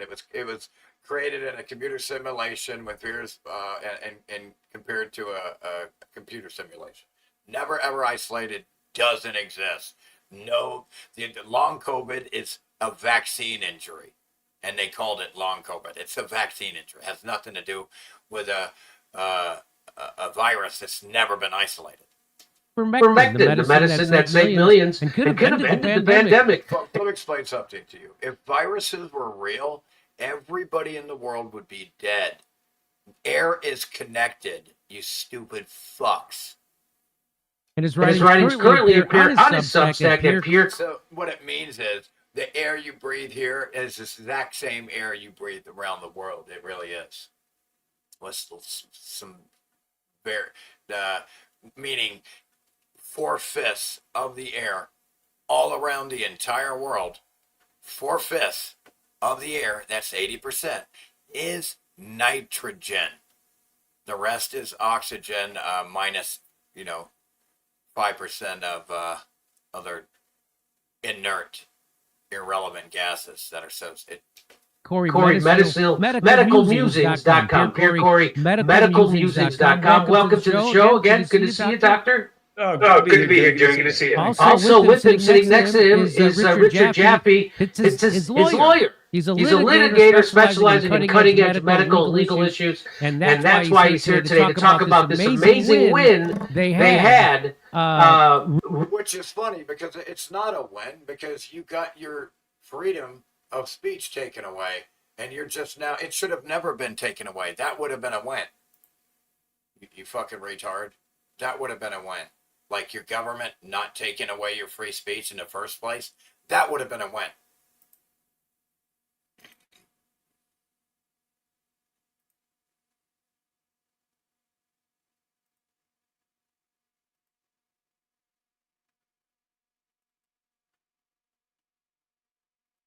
We're not free. All we are is a consumer. All we are is a data metric, a dollar sign. Top three things I don't trust the government with. First, my kids. I don't think they have the best interest for my kids. That is proven over and over again. It is all about money instead of education. Two. Wow, this is fucking beautiful. This is beautiful. How do I get 1440? I don't trust you with my health. That's a proven fact. You don't care about me. Okay? So this guy's nailing it every fucking time. He's nailing it. Government doesn't care about you. They don't care about me. They wouldn't approve the BS they put in your food that causes cancer. They wouldn't approve the stuff that causes disease. Instead, they do. Third of all, I don't trust the government with money. They can't pass an audit. But if I, as a citizen, don't pass an audit, I go to jail. If I, as a citizen, don't pay my taxes, and I don't prove to you where I spent my tax money, I go to jail.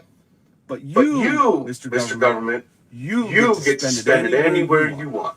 You get to hide it. You get to blow it. You get to give it to all your friends. Me, I go to jail. Why do I see Anna? Lock camera.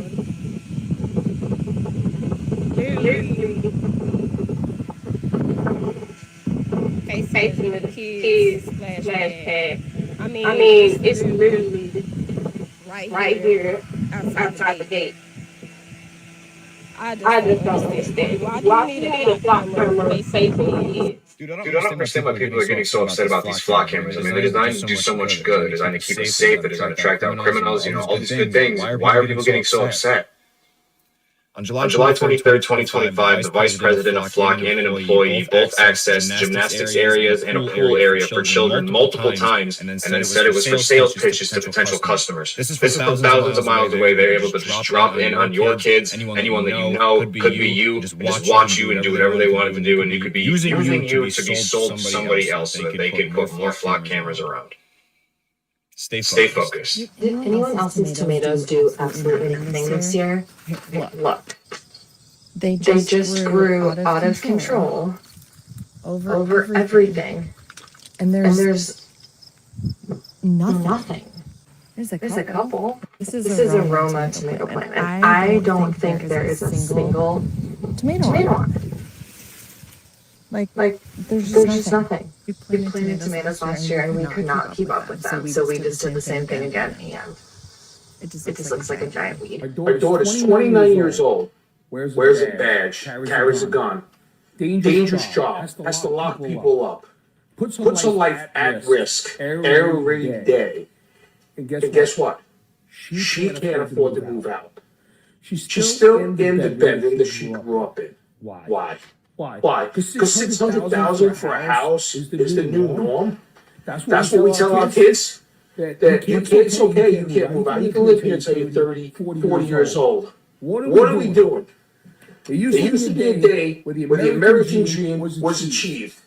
Kids hit a certain age, they saved a decent amount of money, they were able to move out. They didn't have to live with their family until they were 30, 35 years old. Don't get me wrong. I love her here. But I want to see her have the American dream. I want to see her be able to buy her own home, have her own kitchen. But she can't. She can't even afford to rent the place. What are we doing?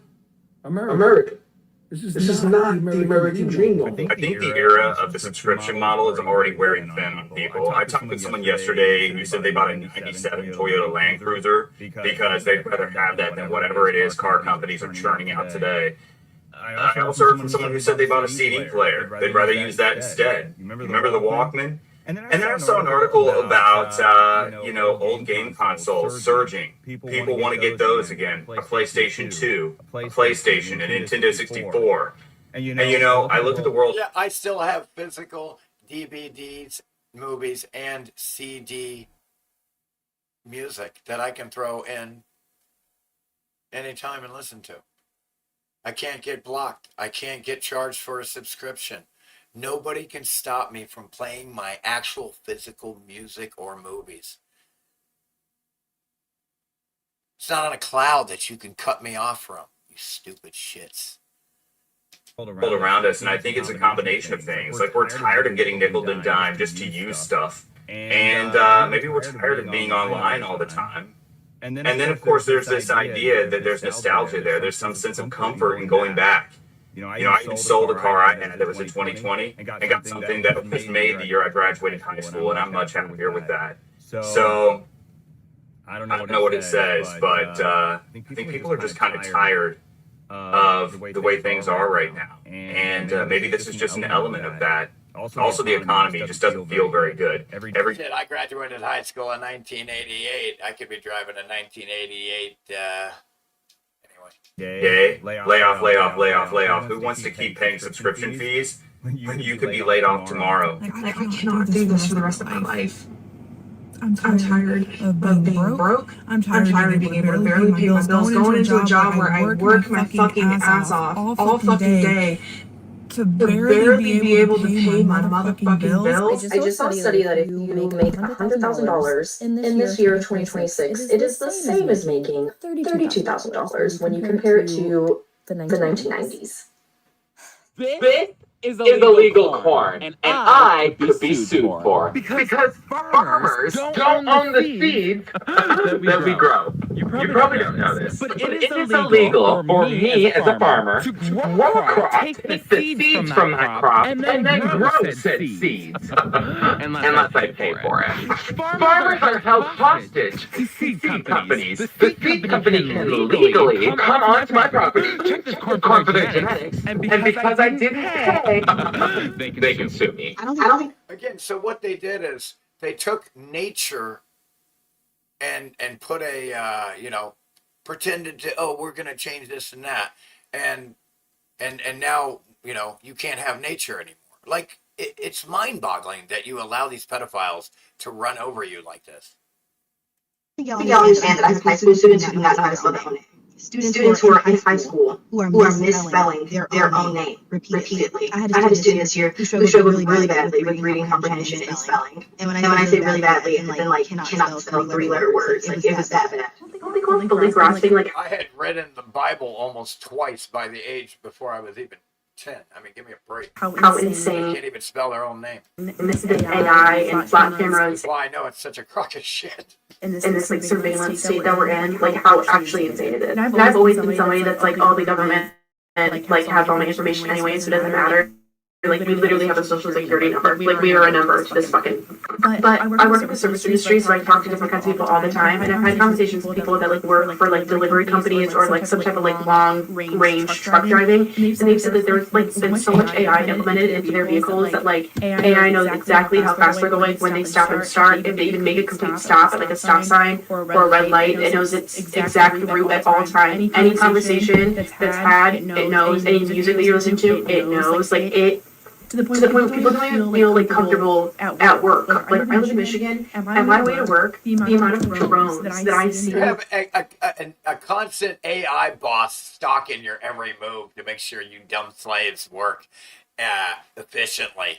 And see, now all the rich fucks, they don't have to, it's all automated.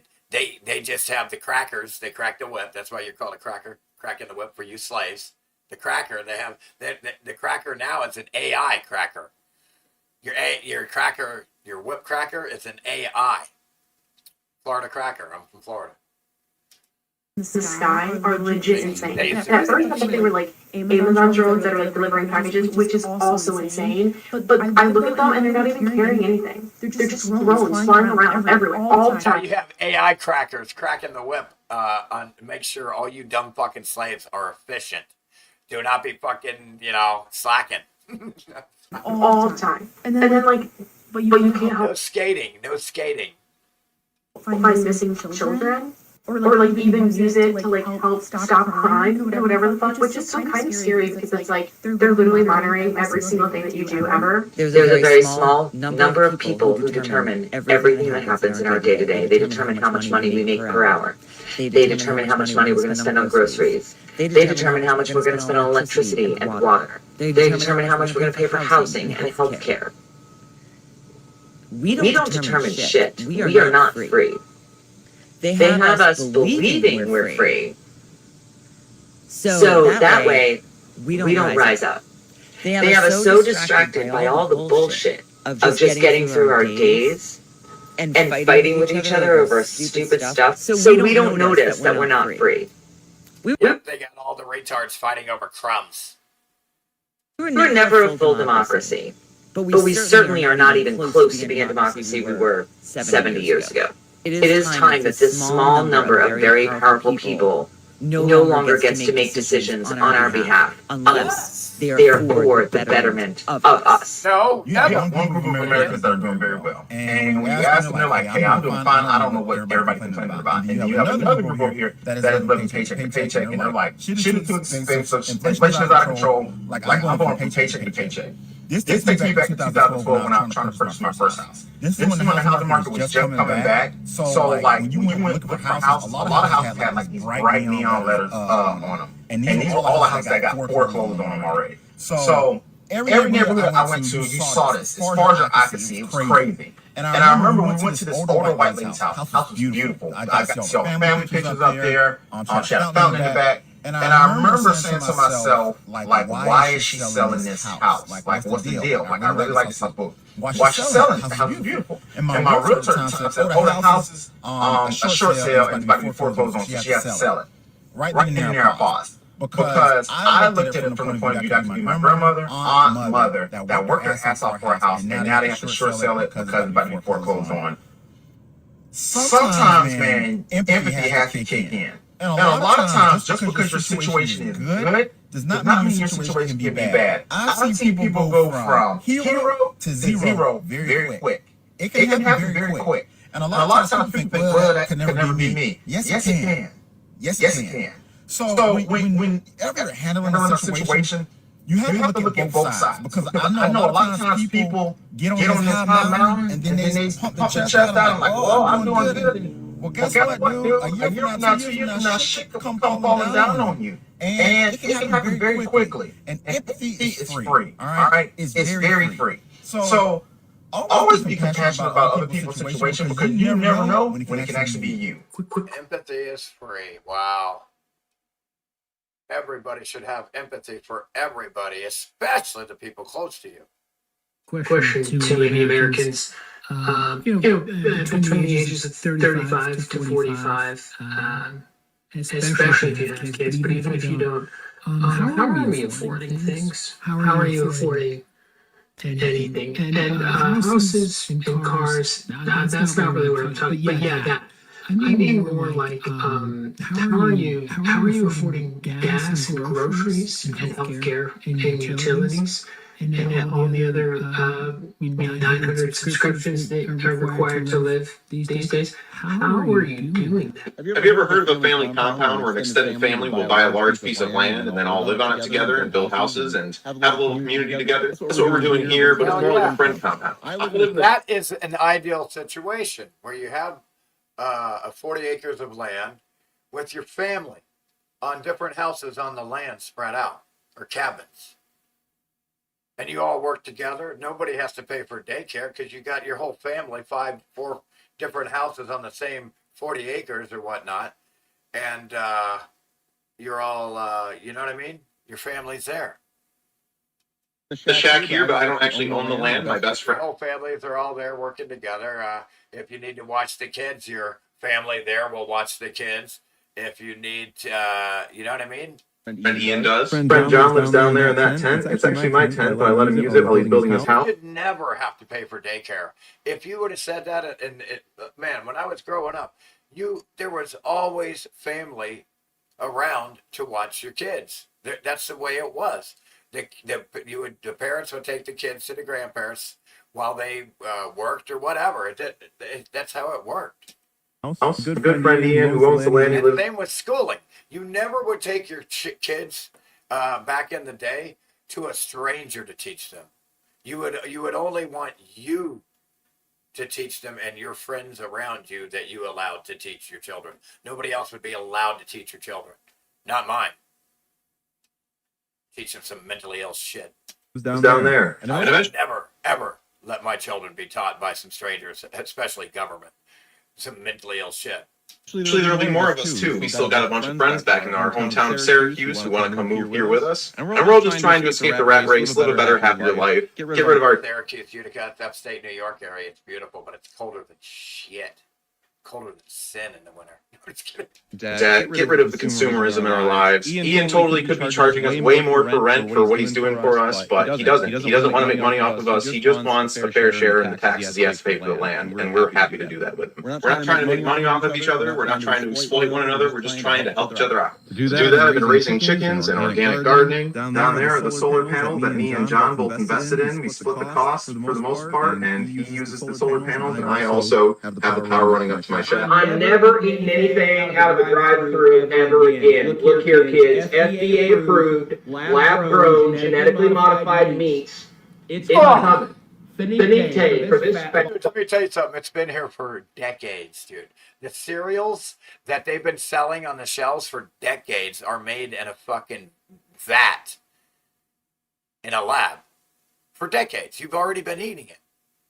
Oh, dude. I'm not. If it's got a drive-through anymore, I'm done. You want to know why? Bang. Tyson Foods. Tyson Foods is the chicken purveyor for every fast food restaurant in the nation. Monopoly. If it has a drive-through attack, that's called a monopoly. Guess what? They get their chicken from Tyson through Cisco Food Service. Let's just put this out here. They have put in millions, billions of dollars in 3 different labs to grow lab-grown chicken, genetically altered and modified chicken. Finite, it's a wrap.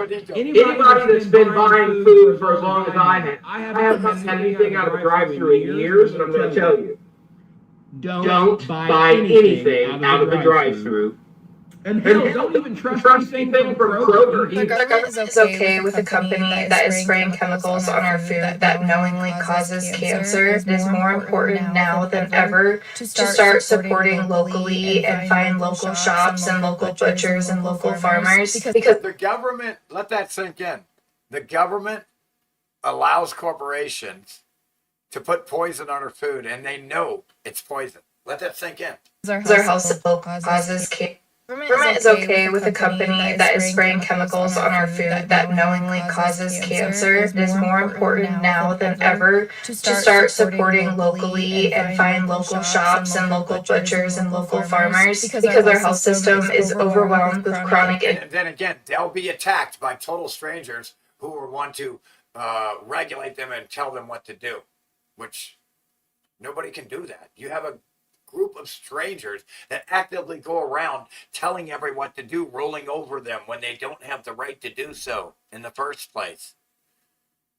Issues, and it all really leads down to our food. I think it's more important now than ever to start educating the people that we know and love in our community and populations around us to support local stores, to support local farmers, to support anything other than the people that are trying to harm us through our food to keep us in the system of needing their help. They are creating the problem through these pesticides, through the processing of food, so that they can sell a drug, make it look like care.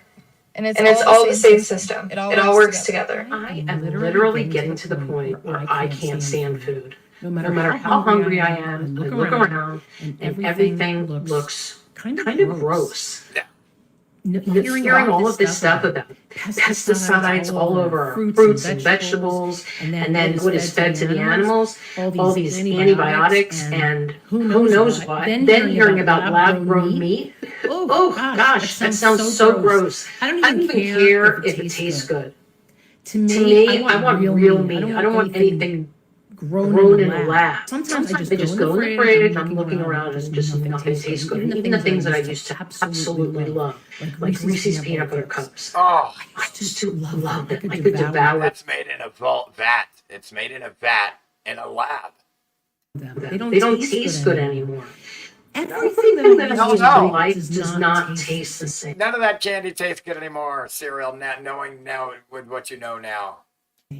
And I don't know if it's just me. I mean, I hear some of my friends talk about it, but I don't know. It's really, who knows what's in food anymore? Hey guys, Swift No Cowboy here. Oh, we know what's in our food, and it's not good. Flock cameras in Wisconsin, they're finding out the hard way. Look what I just stumbled upon. Now, for the cops watching this or the feds watching this, I did not cut it down. But I fully support whoever did. I'll tell you that much. For those of you that don't know, flock cameras are designed to read license plates. The bigger overarching issue here is that people do not trust the government. If we had a little bit more trust and faith in the government that is supposed to be controlling these cameras, and that we did believe that they were being used for good, then it wouldn't be such a big deal. People wouldn't be so paranoid that something was going to happen. And the fact is, these cameras being pointed at children, people feel extremely uncomfortable with that, just based on the history of what these people in power, what men in power have been doing in the past. So far, over 50 law enforcement officers have been arrested for misusing these flock cameras. Tonight, 6 former Savannah Police Department employees are now under criminal investigation. They were recently fired for allegedly misusing these controversial surveillance cameras made by the company Flock. And we know that these are just a very small percentage of the people who have actually been misusing them. These are the people who have been caught and then are going to be punished for it. It is imperative that Americans pay attention and do not allow themselves to be gaslit into believing that these are just conspiracy theories that have no validity to them.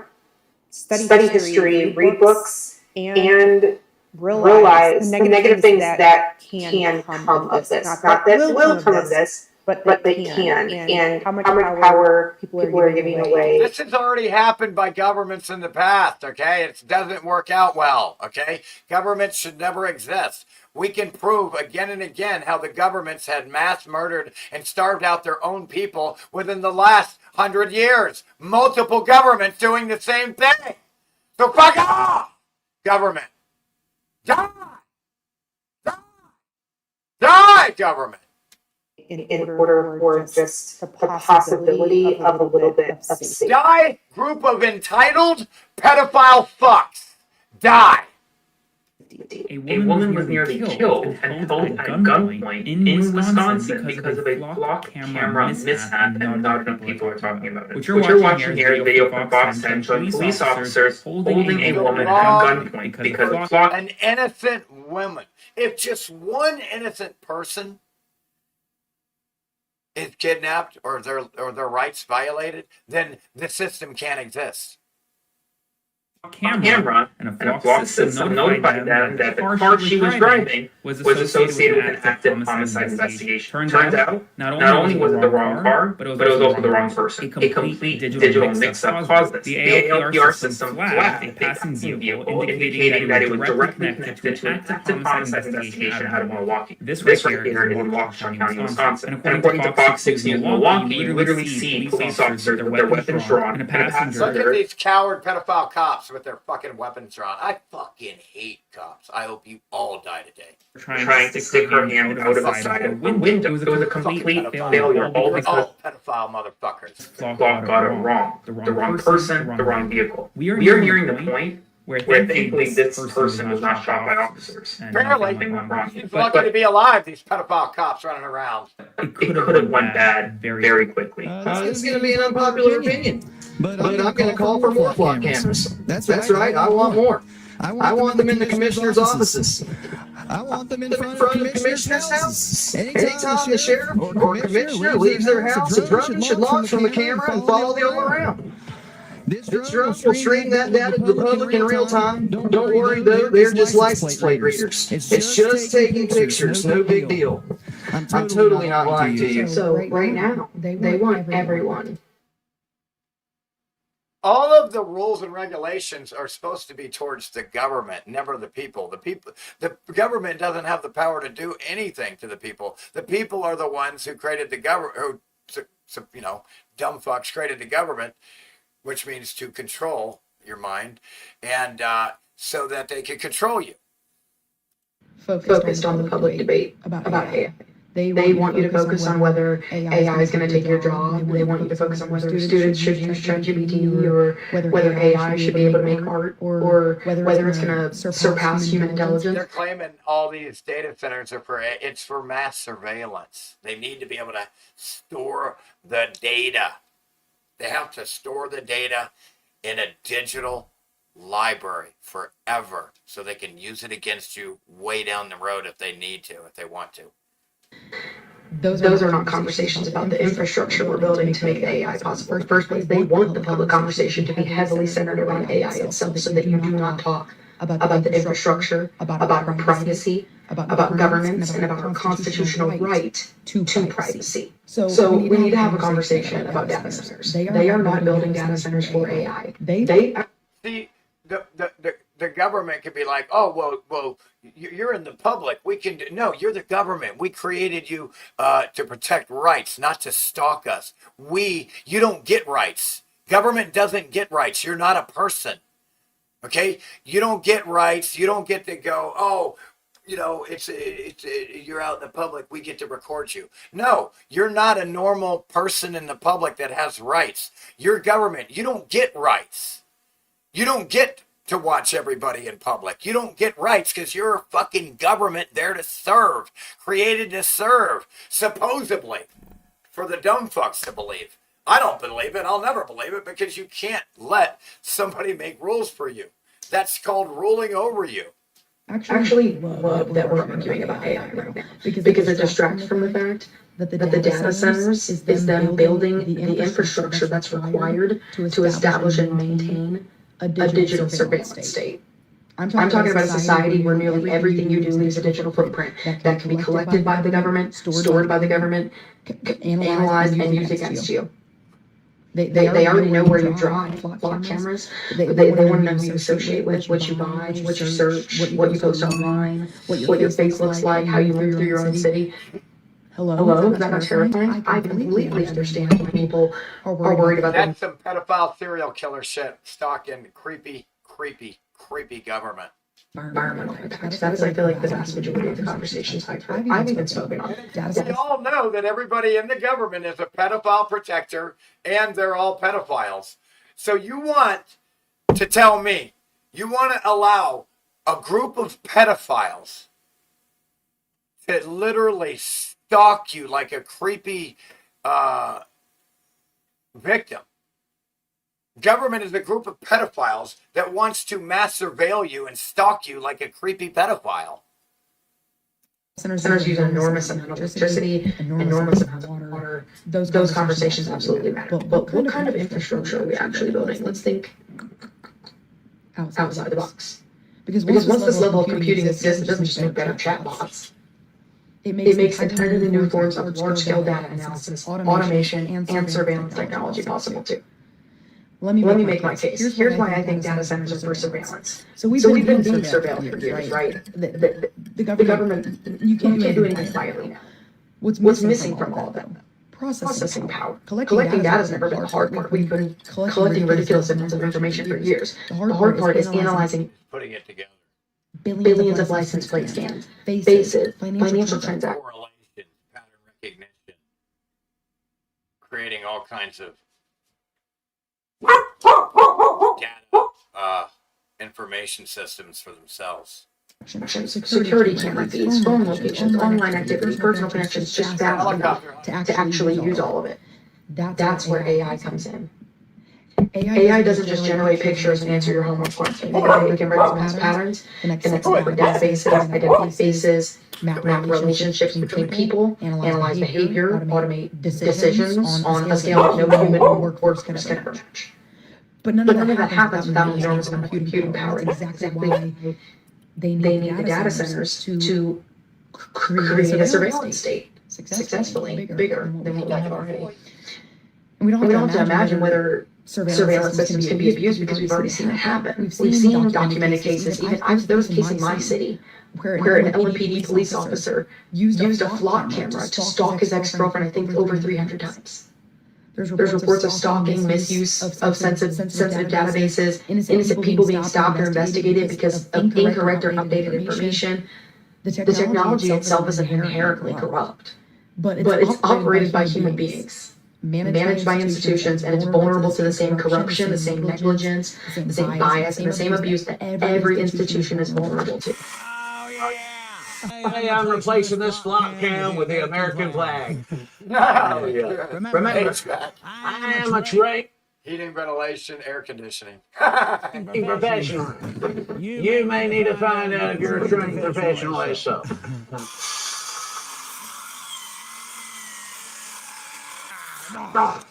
Oh, yeah. Woo! Flock 3! Oh, yeah. I'm proud to be an American. This is great. That's right. No more flock gamers here, pal.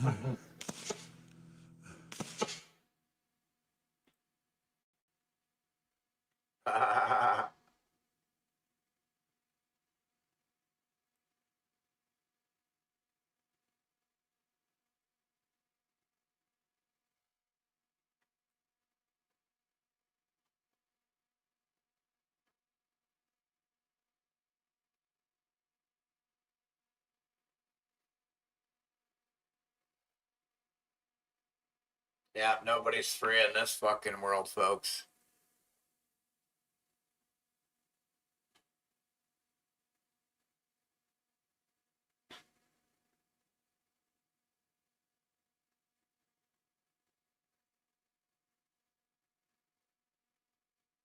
Well, the flock cameras are in America, but believe it or not, China's got a lot of cameras too. They're locked in their own houses. They're even worse off than us, folks. Believe it or not, China's fucked. But they're not getting, their quality of life is higher though. Even so, because they're not like targeted right now. Like right now, all the scavengers are flying, birds of prey are flying above the dead body that is the American population there. America. 55-gallon diesel drum for $3.12. Damn. Yeah, well, that's cool that you have your own supply. Yeah, it's mind-boggling. Yeah, I'm glad to see good people taking action like me standing up and telling truth about it and calling it out.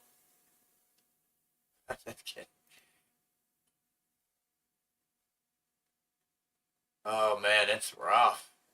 It is rough. Fucking A. I don't know how's anybody doing it, dude? How's anybody living in this shitty world like this? It's so shitty.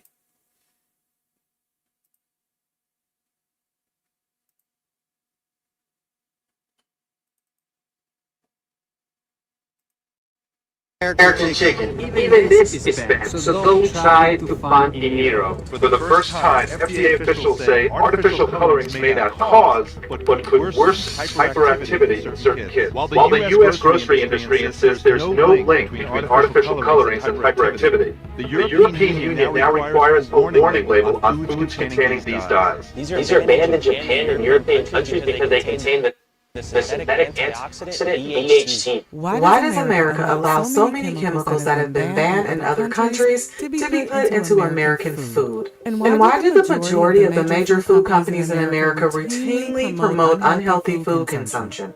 And they often supply cheap GMO foods that's usually not safely tested, and some of the techniques and chemicals used and on our everyday food will shock you if you knew the full truth. Now let's get into the deets of which foods are banned in some other countries, but they are perfectly okay for everyday consumption in America. First up is Gatorade. This is banned in Europe, some countries, because it contains yellow 5 and 6. And hopefully you guys are still drinking Gatorade. This stuff is horrible for you. Blue Gatorade has blue and red food dye. Not only does it have a lot of toxic food dyes, a crap ton of sugar as well. And that's not even the worst of it. What if I told you that this drink right here is just as toxic as smoking cigarettes? Gatorade and ultra-processed, additive-laden, heavily sugared foods are a new slow death that's being sold to us and our kids. And the crazy thing is, I bet a bunch of you didn't even know that Gatorade is banned at Whole Foods. And I know there's got to be a lot of you guys thinking, wait, this stuff is banned at Whole Foods? That's just one of the stores. It's banned in several, and it's also banned in multiple different countries. Alright, well, I never really liked Gatorade anyways, but it's kind of refreshing to know that there's a good reason why I always thought there was something off about the taste. And this is definitely a good reason to continue to stay away from Gatorade. Now, the next food we'll look at that's banned in other countries, but it's perfectly okay in the US, is the delicious, buttery, melting in your mouth, eat the whole sleeve of crackers in one sitting, Ritz crackers. Has anyone ever done that before, or is that just me? I doubt I'm the only one. Or at least you've eaten one of those half sleeves. You know how they sell it in a smaller pack now? That's how they trick you. But I am very guilty of this. Now, with this newfound information on Ritz crackers, I think I'm just gonna pass up the Ritz next time I'm out shopping. If your mom do not give your kids Ritz crackers, it is banned in European countries such as Switzerland, Norway, Hungary, Iceland, Denmark, and Austria. It's made with hydrogenated cottonseed oil, which is associated with increased cardiovascular disease and also increased inflammation. So he's saying that some of the ingredients in Ritz can lead to cardiovascular disease and inflammation. Those two alone are enough to sway me away from eating Ritz. It's also never set right with me how addictive they are. I mean, can you honestly name anyone in your life who doesn't like the taste of Ritz crackers? Of course, some people can't eat it for dietary reasons, but they probably would if they could.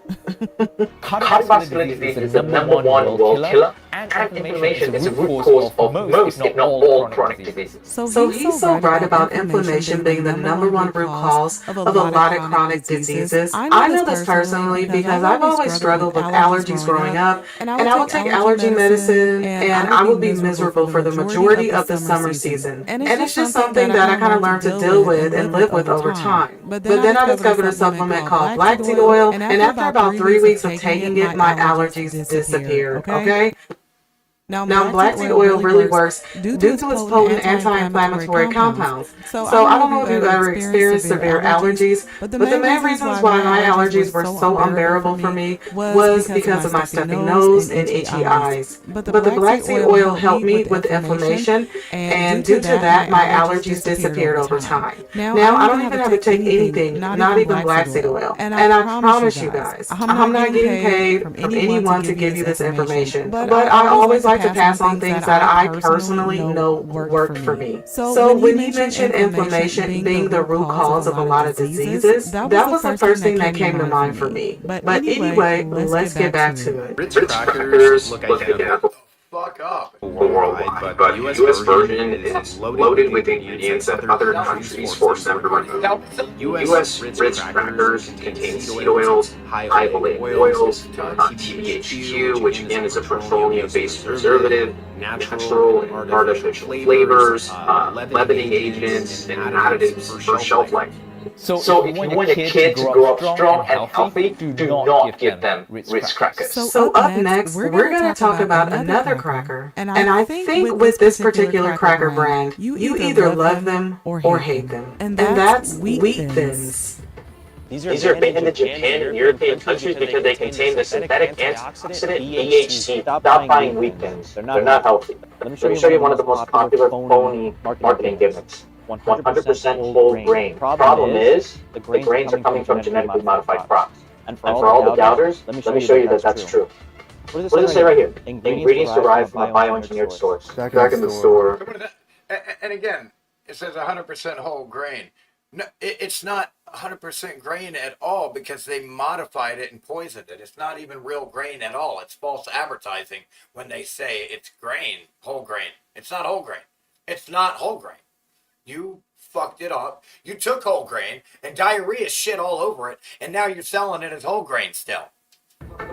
So I see a lot of people still buying Wheat Thins. It's not whole My grain. dad used to eat a lot of these. I would avoid these just because it has no oil. What you call whole grain is not what I call whole grain. Sugar, cornstarch, whole grain wheat flour, which stuffs the gut. So I put that back and said I would go for something like this. But I would get this one. If you look at the back, or the side rather, everything's really good. It won't say bioengineered in a goddamn fucking vat in a lab. Clean, so avoid that. And get this. Here's another reason it's terrible for you. The ingredients right here: canola oil, sugar, cornstarch from genetically modified corn. Just garbage. That's what you do. You put this back. You don't buy this.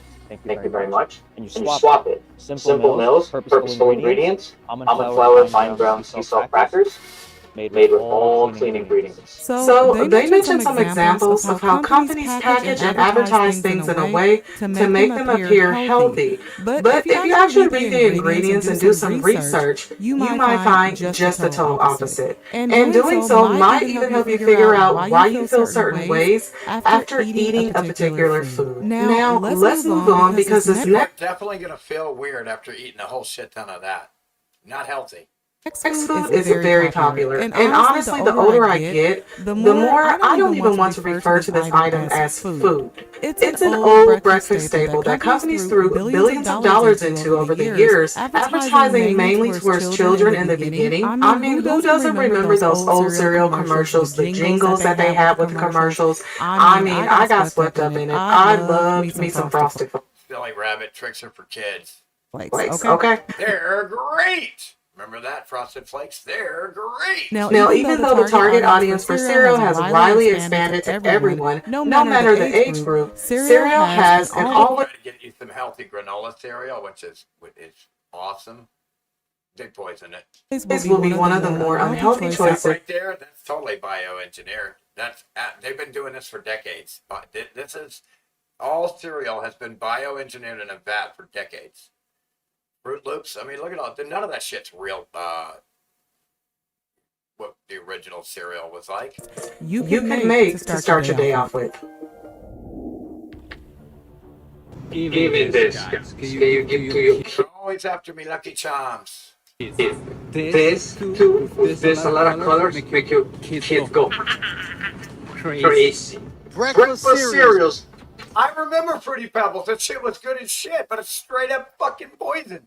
Fruit Fruit Loops, Loops, Tony Tony the the Tiger, Tiger, Raw, Raw, Honey Bunches, and Rice Rice. Frosted Flakes. That shit was good too. Remember all that shit? These chemicals has been linked to asthma, cancer, child behavior issues, and children. So apparently American food is more fake than you think it is. I don't know if y'all seen that video. It was a lady holding up two boxes of Kellogg's, one from Canada, one from America. And the American one has so many false ingredients, so many chemicals and stuff like that. And then the Canada Kellogg's Fruity Pebbles had, it was colored with natural things. Government of Japan said that Frosted Flakes, Rice Krispies, Wheat Thins, Honey Bunches of Oats are all causing people cancer, and they will not allow these American foods into the country anymore. They have a potent toxin called BHT, butylated hydrotoluene. This chemical is a flavor enhancer that's meant to make these processed foods actually tolerable when you eat them. Japan has a different idea. It's what makes the foods tolerable and addictive. Why don't we just use real food that actually tastes good? I'm going to shock you even more.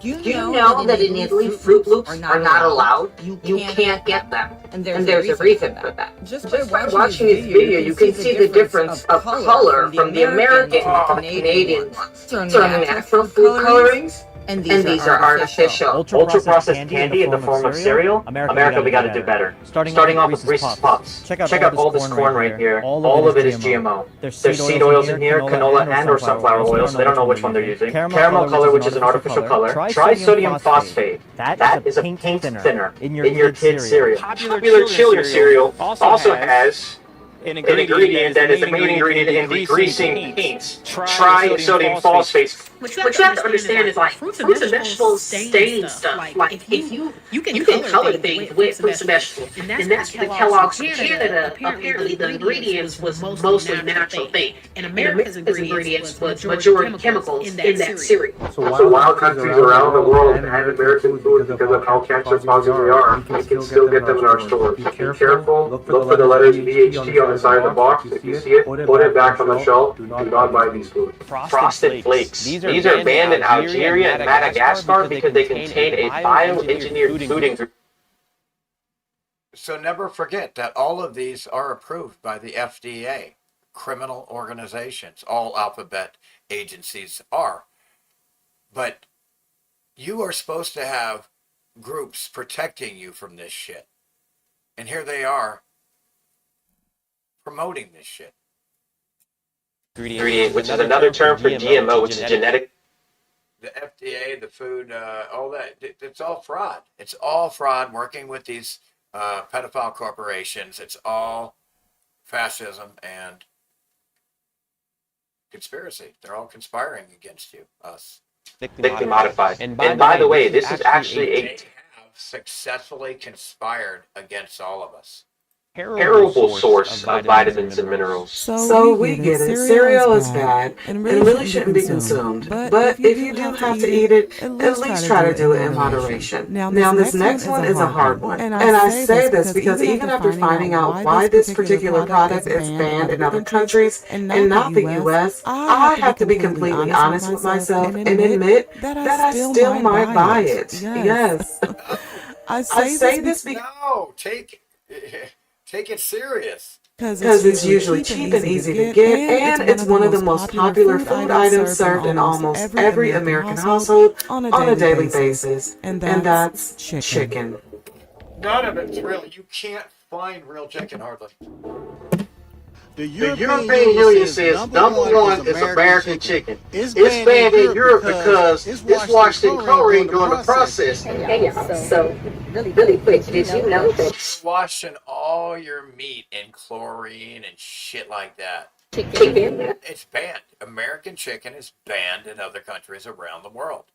American chicken is banned in other countries? Yes, I said it. Chicken. It's banned because they wash it in chlorine. If foreign countries won't even import our chicken, why are we feeding it to our kids every single day? See, the U.S. is one of the only countries in the developed world that allows chlorine-washed chicken. USA chicken has been banned in the EU since 1997. Why would they do that? See where it says up to 6% retained water or up to 7% retained water? After these chickens are slaughtered, they're dumped in a chlorinated chemical bath to cool them down and to dis. That water ain't just water. It's tainted. It's not. See, they deceive and lie when they say it's just water. In fact, and the EU considers this because it's got goddamn chlorine in it. Assign a poor hygiene behavior in the supply chain. Did you know that our chicken is dumped in chlorine? Unless your chicken that you're buying. You have to be a mentally ill retard to want to do this and eat it. You know why? These people aren't eating it. They could give a fuck about us. The grocery store says air chilled on it. It was dumped in a water bath that contains a solution of chlorine and other chemicals after it was processed. And to make matters even worse, if 7% of this is retained water in my chicken, what am I paying for? Water weight. So how do you avoid the chlorinated water bath and the water weight? Look to buy air-chilled chicken. You need to be looking for organic. You need to be looking for air-chilled. When you thaw your chicken out and all that water's coming out, that's not just because it was in the freezer. That's because that is chlorine, pool water, basically, coming out of your chicken. Yeah, but honestly, I never knew that they washed chicken in chlorine until I... You're basically taking a fucking good chicken meat and you're going out in your backyard and you're washing it and rinsing it and letting it soak in your pool and then eating it. Can you imagine how mentally ill you have to be to do that? I started doing some research for this video, but like I said, even after learning this, I have to be honest and say I'm not going to admit. Why would you do that? Because you're fighting. It's to fight. It's so they can sell more chickens that are rotting. It's to reduce the rotting. They want to. It's all about money. It's why, and killing us. It's very important for Bill Gates to try to wipe out the population. Immediately cut out chicken altogether. But what I will do, and I would advise other people to do, is look for those better options that they mentioned, like air-chilled chicken, which I have seen that on. Why am I paying for chicken that weighs 10 pounds when 7% of it is water, you fucking pedophile motherfuckers? I could just be bored, but I never looked at that. But now that I know it's a better option than having your chicken bathed in chlorine, it's beyond crazy to me, guys. It's not funny, but I just, some things are just so unbelievable. You just gotta laugh. But since learning about the air-chilled chicken, I will be on the lookout for that option instead. Let me know if you guys already knew that the majority of American chicken was being washed in chlorine. If you already knew that, let me know down below, and if you didn't and you found out like me just recently, also let me know as well. Alright, now let's move on. Well, let me tell you, and not to mention it's also grown in a lab. And dive into candy, and not just any candy, Skittles. Oh boy, that's bad. I remember eating those things back in the day. I used to love them, but you knew there was some, you felt weird afterwards, like you ate some poisonous food coloring. So the question is, are Skittles toxic? This was my favorite childhood snack growing up. Then I learned that these are banned in other countries, but not for the reason I was thinking. There's some foods that are banned in other countries, but not in the U.S. Skittles are number one because they are the worst candy that you could possibly eat. Titanium dioxide is actually part of the Skittles formula, and all the time we thought we were tasting the rainbow. Meanwhile, they're feeding us the same chemicals that they put in sunscreen and tampons, and I'm not even joking. Skittles are just rainbow sugar, right? But they add something called titanium dioxide to make the colors pop. They're banned because they contain titanium dioxide. Titanium dioxide has been known to be carcinogenic, which is also found in paint, makeup, and tampons. If it's carcinogenic, it means it's cancer causing. About a year and a half ago, titanium dioxide was actually banned in the EU for use in food products. And titanium dioxide is typically found in paints, coatings, sunscreens, paper products, but they even put it in tampons. And the problem with titanium dioxide upon consumption is that it does migrate and cross the blood-brain barrier. It is something that is very toxic, and it is used as a additive in Skittles to boost the color. So basically Skittles, along with a lot of other high-contrast color candies, contain synthetic dyes like Yellow 5, Yellow 6, and Red 40, leading to them being associated with things things like genotoxicity, which is when DNA material is damaged, and this can lead to mutations, birth defects, and even cancer. And another main concern of candy-like Skittles is that the chemicals in it may be linked to hyperactivity in children and disorders like ADD and ADHD. Back in kindergarten, Ben Uter loved brightly colored candy and ate a lot of it. Then he was diagnosed with severe ADD. In addition to giving him medication, his mom tried cutting out foods containing artificial dyes. And by Monday, he was back at school off of his medication and eating a diet free of food coloring, and his teachers were amazed. Most things you'll find in a lunchbox contain artificial food dyes, drinks, snack foods. This has yellow number 6, red number 40. Again, all these processed foods, none of it is real food. None of it. Unless it's grown in the fucking garden, out of the fucking ground or a tree, it's not fucking food. Or it's meat that you're breeding. It's not fucking food. All of this shit, these snacks, all of them, are all made up from what used to, maybe in one way, shape, or form, used to be some type of real food, but none of it is anymore in any way, shape, or form. And everybody is eating this processed fake food. None of it's real. Like I said, if it isn't growing out of the ground or bred some type of meat, it's not real food. Foods we think of as healthy, like fruit roll-ups and applesauce. For the first time, FDA officials say artificial colorings may not cause, but could worsen hyperactivity in certain kids. While the U.S. grocery industry insists there's no link between artificial colorings and hyperactivity, the European Union now requires a warning label on foods containing these dyes. The three main ones. Yeah, and who the fuck reads those when you're most of the time when you're buying something? You're looking at every goddamn little tiny label. I mean, you should be, I guess, these days. I mean, I just... A red 40, yellow 5, and yellow 6.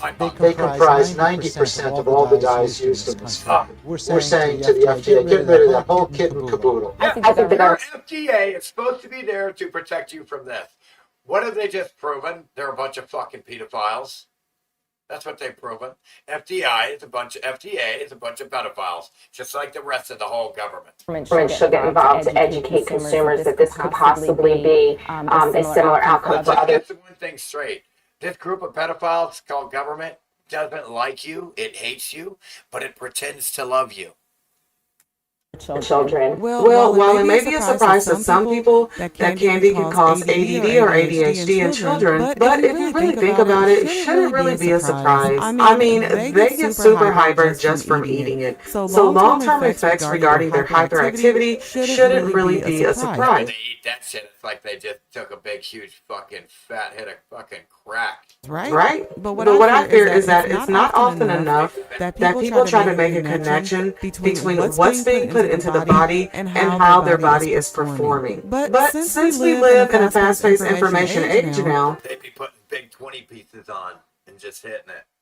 Maybe people will begin to educate themselves more on what they're eating, and especially what they're giving their kids. Well, that's going to be it for today, you guys. Let me know if you've ever experienced health issues or neurological issues that you thought might have something to do with any of these banned foods I discussed today. But you guys, before you head out, if you enjoyed my video, please remember to leave it a like, and if you're new here, subscribe. So, why do the United States be just like all the other countries and ban a bunch of ingredients in our makeup and our food? Because of lobbying. The corporations pay the politicians to be allowed to do all this shit. It's called lobbying. It's criminal. It's cheating. It's legalized bribery. It's rigged. Until you address the lobbying in government, it'll never, ever, ever, ever not be rigged, you dumb fucks. I don't get it, how you don't see it. Lobbying can't exist. Lobbying is a rigged system. The corporations or anyone can come along and make a law that protects them just from paying a pedophile politician. And hell, they can set up politicians too, and so they don't have to pay so much and basically blackmail them. They can set them up. They can literally run blackmail operations.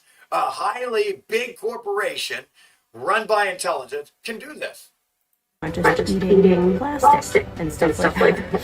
They want to keep it out of the oceans, but like put it in our bodies. And when you think about it, America, they be setting us up.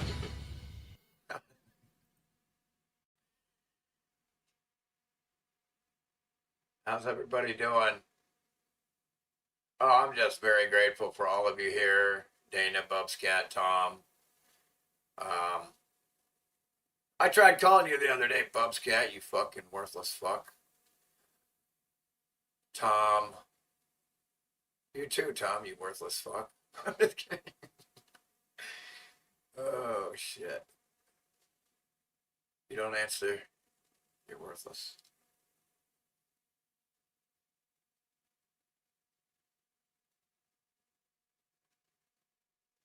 Just kidding. But, yeah, let's see.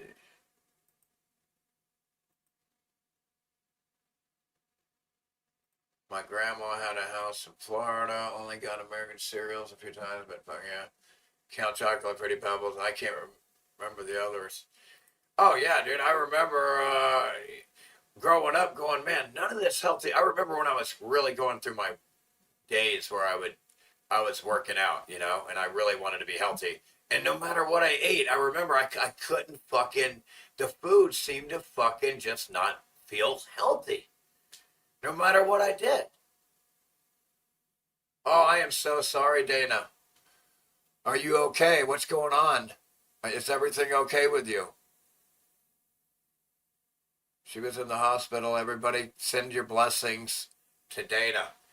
If there's one thing we can do for each other is we do have the power to bless each other as fellow humans and spirits in these vessels. We can still bless each other. It's real.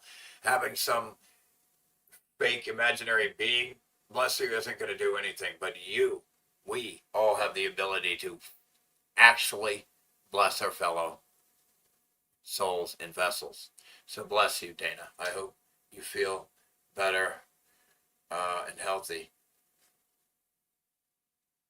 Cardiovascular conditions. Let me tell you about cardiovascular conditions. I can't even run to the end of the driveway without fucking having a goddamn heart attack. So I need to work on my cardiovascular. And I'm not even kidding. I need to.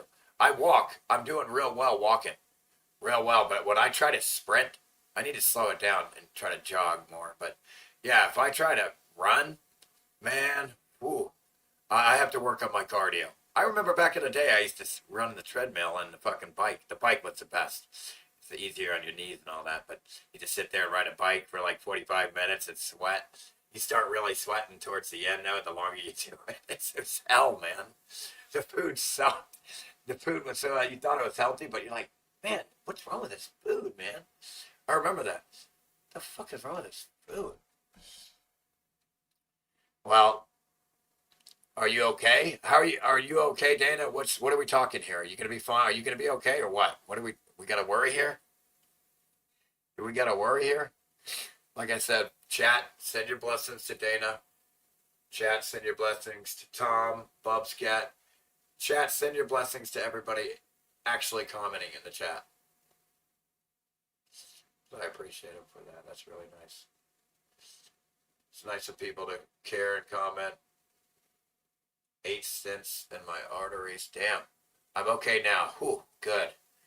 Well, hang in there. Bless you. Bless your heart and bless your soul. Yep. You deserve it too. You should be getting nothing but good karma, man. You deserve it. Believe me. Shit. Bless you.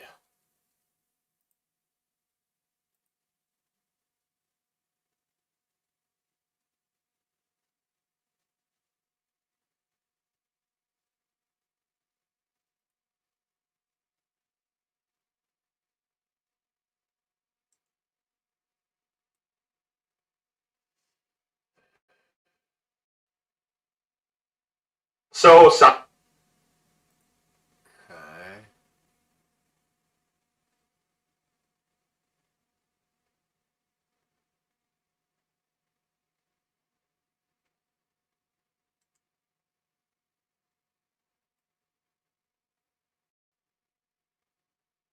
Oh, that was. Oh, so it's really. So I think it's really important to show you how you got to watch out for government lying cops. This is a warning to every person out there minding their own business, just trying to survive. You got to deal with cops that swerve into your lanes on camera and then lie about it and try to get you for swerving it. This is the pedophile shit, the pedophile cops that we have to deal with when you go outside. The cop, see that yellow line right there? See that fucking tire? It's over it, and it's in this guy's lane in the right lane, and the cop is coming at us. The cop is coming at us. It's over the yellow line. And he's going to turn around and blame the other guy for it. You just saw that. Let's rewind it.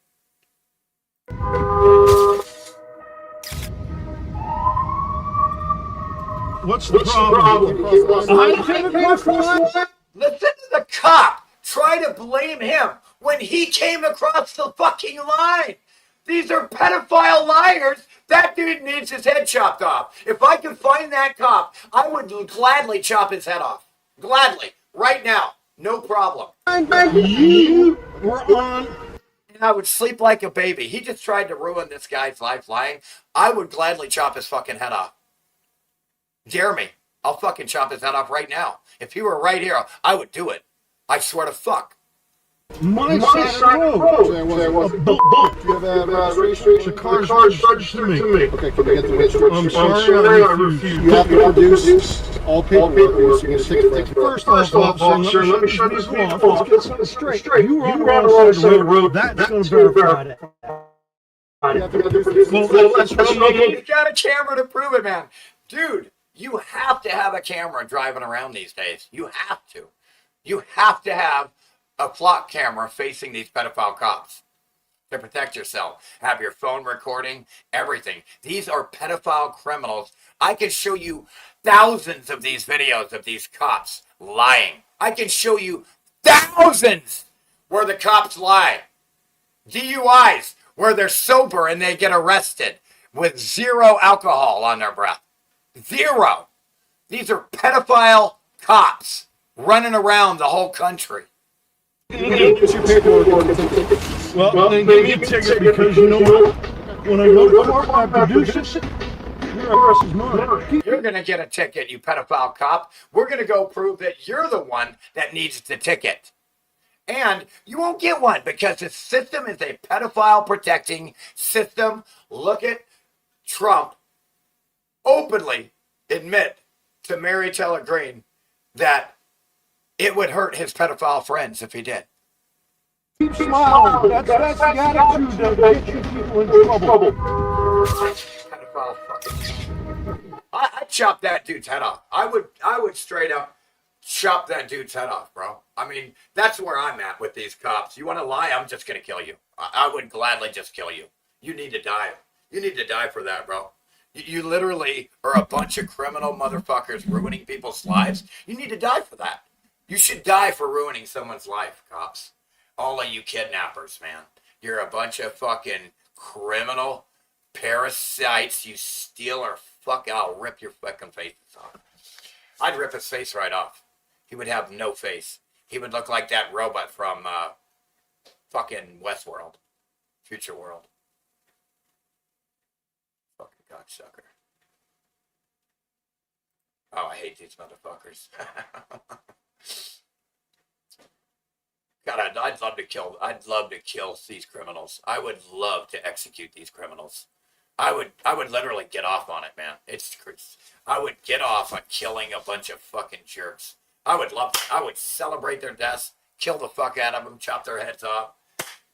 Victory, justice has been served. Justice has been served. Boy, did they have that coming. Sleep like a baby. I'd love to fucking execute these motherfuckers. Somebody's got to do it. Of course, that's really not my thing, but it could be if it's knowing it's these people. Just knowing it's these creeps. I think I could enjoy it. I think I could enjoy killing these pedophiles.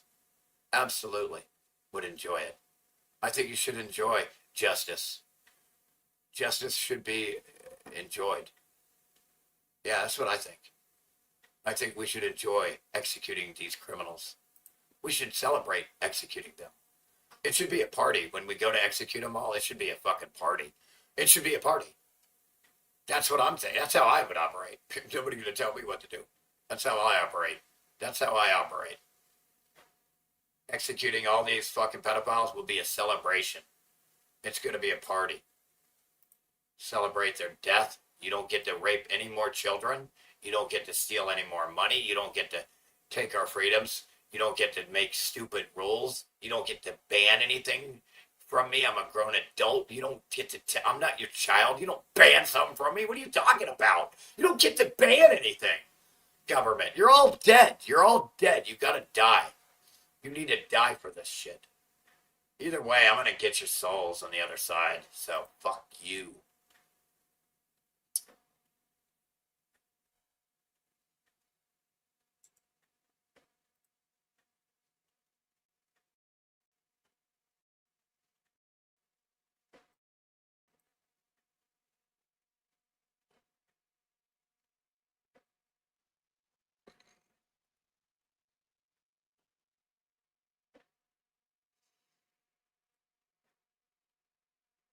Man, I hate having to listen to this fucking generator, dude. Fuck these people, man. God, this place sucks dick. I gotta sit here and listen to some fucking loud generator 24/7, bro. This life sucks. Can I get out of here? Somebody help me. I want to go. I want to move. I want to go to Europe, anywhere, dude. I gotta go. Somebody help me move. I gotta get out of here, man. Fuck this place. Golly, I can't even. Serious shit is going down in Greenland as a Trump-linked oil company, an American oil company, has landed drilling equipment on the shores of Greenland without the permission of the government there. Okay, so let's talk about this. He is talking about Greenland Energy, a company that was formed last year in the state of Texas. This is their SEC filing. And yes, they have delivered drilling equipment to the country of Greenland without permission. And this right here is the Jameson land base, and this is the part of Greenland that they want to drill in. Greenland ceased drilling in the country in 2021. Yeah, but Greenland is supposed to be icy, and Iceland is green, so I don't know if they know what they're doing here. Now, we'd like to point out that for over 50 years, it's looking really green. Big Oil tried to find oil in Greenland. And never once has a well been drilled in Greenland that was economically viable. You see, it's not enough for there to just be oil there. You have to be able to get it out of the ground, and you can't. In Greenland, at least, not in the last 50 years. Now, Greenland Energy is headed by this guy, Robert Brooks Price. Anyway, it's just all a bunch of shady corporate government fascism everywhere. It's so... Yes, I will gladly rip their fucking faces off for all of us.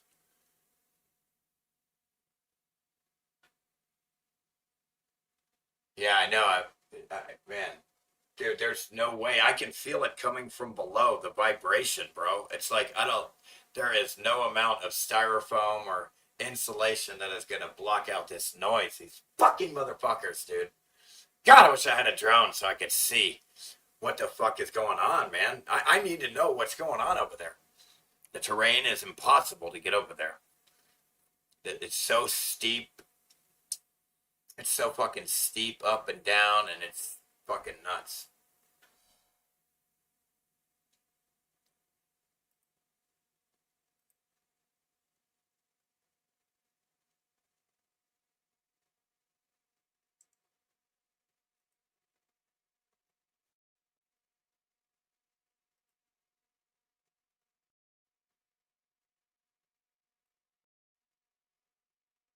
Let's be real a minute. How are the average working Americans just so... Ah!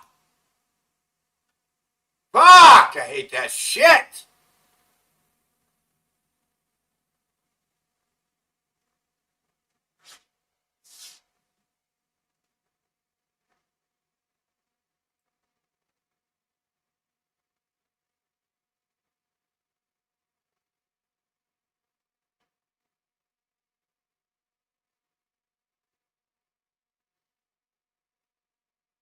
Okay. So we'll play a little bit more of this shit. Is everybody leaving?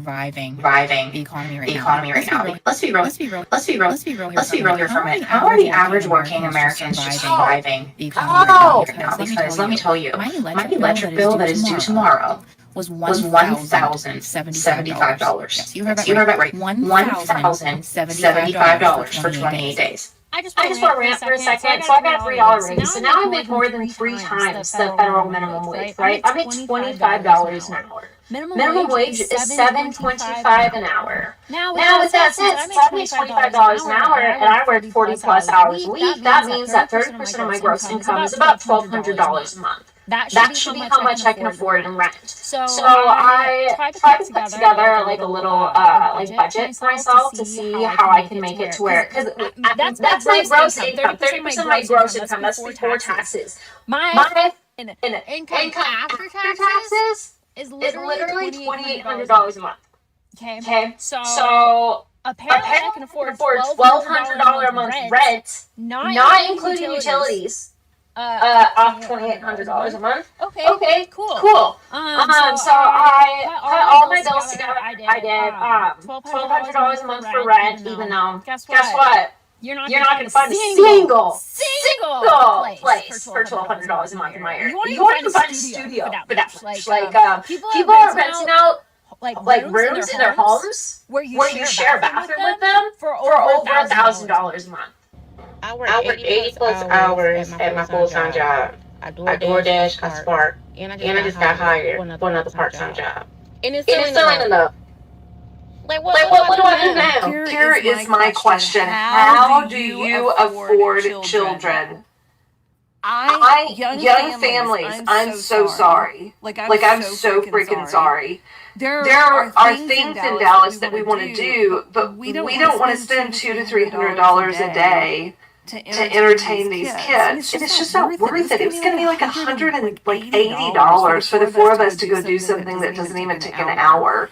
And it's not like yeah, I could pay for it, but like I don't want to spend almost $200 to go do something that's over in an hour. It's so flippin' expensive to have kids. I have two grown children, right? So I've been through those years of being a young parent, and you're trying to like, it's summer and you want to have fun with them, and of course we're doing fun things, but like you have to make choices because everything is out of control. It's outrageous, just the price of things. I don't know how people do it. So I made a video a couple weeks ago about how teenagers basically are priced out of everything, like all activities, and that they have nothing to do and nowhere to go, and that they can't really even afford like the bare minimum, which is like going to get even fast food with their friends, and that sitting at a park and doing nothing can only be fun for so long until you start getting into other things. And I had a lot of people comment, a lot of teenagers and young adults commenting like, yeah, this is my experience, thank you for hearing me out, thank you, because this is the reality. And then I had some people commenting like, I don't know where you guys are living, but it's not that expensive. And it's like, okay, first of all, everybody in the U.S. has been priced out of life.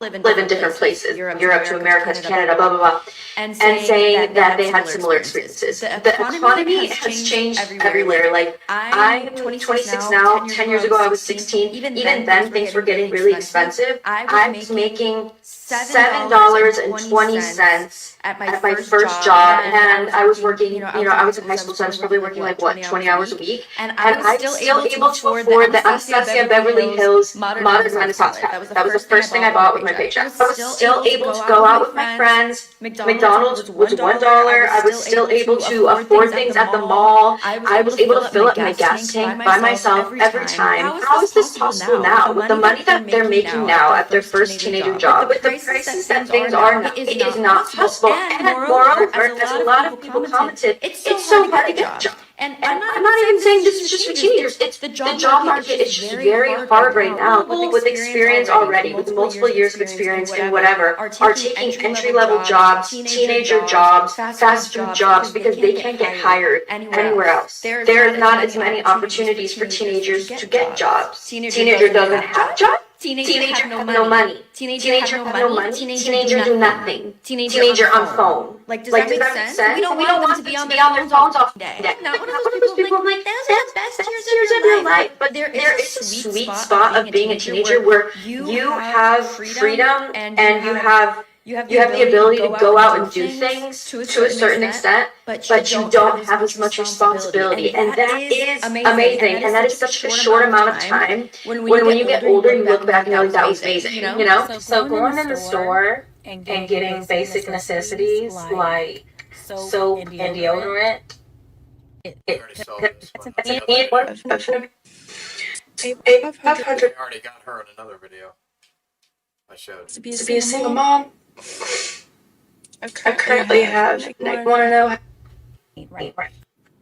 this is a vulnerable post, but y'all want to know how it is to be a single mom? I currently have negative $500 in my account. I don't even know if I'm going to be able to pay rent next week. And I've got so many things that are about to head to collections. I'm trying my best to just trust God, but it is hard sometimes.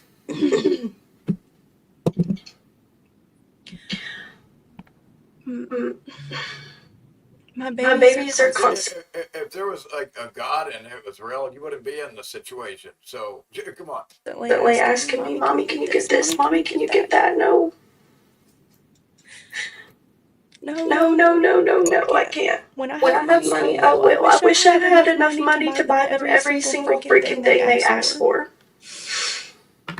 And it is hard to say no. And I feel like I break their little hearts every freaking time I have to say it.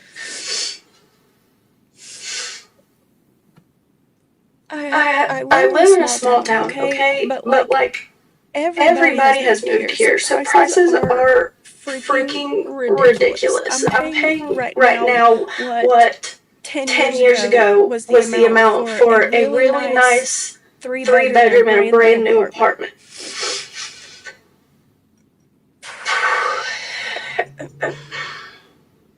We spent $136,000 on daycare tuition for my daughter. I'm a 34-year-old mom of two. I have a 5-year-old daughter and a 3-year-old son, and both of my kids spent both on daycare since they were 16 weeks old because my husband and I both work full-time. That's insane.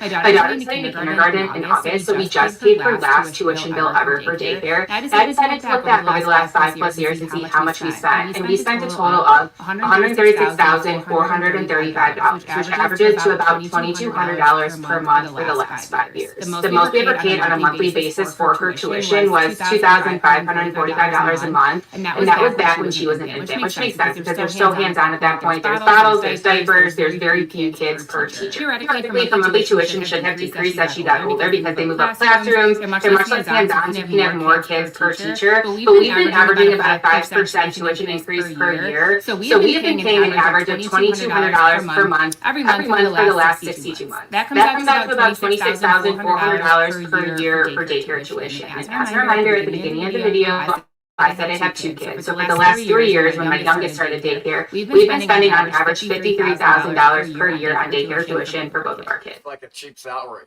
The average median salary for a woman in the U.S. is $56,600 per year. So it's no wonder that 42% of women who voluntarily left the workforce in 2025 cited caregiving or childcare costs as the main reason for their departure. I'm trying to stop crying because I have to teach a lesson in literally 17 minutes. But I just got a notification that my car insurance came out of my account, leaving me not enough to cover my rent, and I don't get paid for another 7 days. So if I pay the majority and say I owe my rent $50, then that leaves me with $3 for 7 days. And I'm trying not to use my credit cards because the reason why I'm so tight is because all of my extra money goes to paying my debt. But I don't make more money. I don't make any more. So it actually just leaves me like with nothing. To the point where I already buy groceries. I don't eat out. I don't drink like hardly at all. I try. All my socialization is like me hanging out with girlfriends at their homes or apartments. I am trying to do everything within my means to not be spending, and still it is debilitating. And then I have to like ask my dad for freaking money, which is so freaking embarrassing. It makes me feel like such a failure. Like I have a master's degree, and I work every single day. And I work hard, and I'm good at my job, and it doesn't matter because I live alone in New York. I live alone on Long Island, and I'm trying to pay off my debt. And so that means I've got just about nothing. It's incredible. Here's a taste of homelessness in Maui. These people live in their cars, and ironically, they're right near the stores because they get their government check, and it's enough for food, but not enough to rent the place. There's a nice one. So that's just a taste of people living in their cars. It's a homeless community in Maui. Maui, baby. Okay, with a tough life. Rent is very expensive in Maui. So what's the plan when nobody has anything to lose? Because as far as I'm concerned, there's so many people opting out of having kids. Nobody can afford to buy a house. Nobody can really afford to buy new cars. People are driving around 12-plus-year-old cars that are like breaking down, me being one of them. And nobody really owns anything because everything's a subscription service. So like, what do you even have? And now that people are being threatened with losing their jobs, like I'm in an industry that like the past 2 years has been under threat of layoff and firings every so often. When you don't have a job either, and therefore like you don't have health insurance, you have nothing to lose. And I don't know, to me, in my mind, that creates a very unstable situation because people that have nothing to lose either hide away and get depressed and hold themselves away somewhere, or they act kind of not violently. And yeah, I've just been thinking about that lately because I've just been wondering what that would actually look like here. Because I feel like we might be coming upon that. I would consider the American life pretty unaffordable. And that's coming from someone that's canceled all streaming services, has minimal subscriptions. I don't have a car payment. I don't drive a new car. I don't keep up with trends. I cook a lot of my meals at home. I thrift my clothing. I don't buy new electronics. But I remember the days when I regularly purchased round-trip airfare for $250 of a ticket. And I'm currently paying $500 to $800 for the exact same tickets. Back in 2024, a lot of people told me that they wanted lower cost of living, cheaper groceries, and a healthier America. But I've got some questions. It's ironic to be saying that at the same time that my city has issued an air quality alert where I'm not supposed to be outside because the air... Oh, God. Fucking A.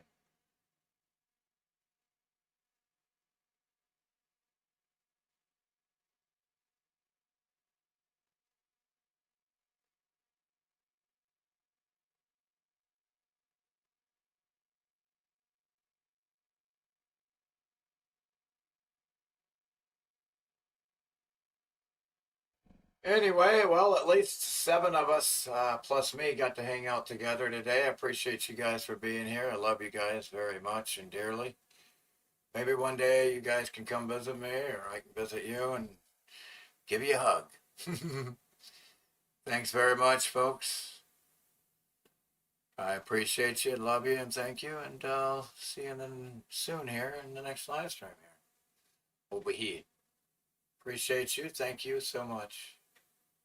And y'all have a blessed day. And I bless you.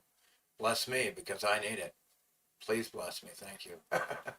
Take care, you guys. Love you. Appreciate you. Have a great rest of your day.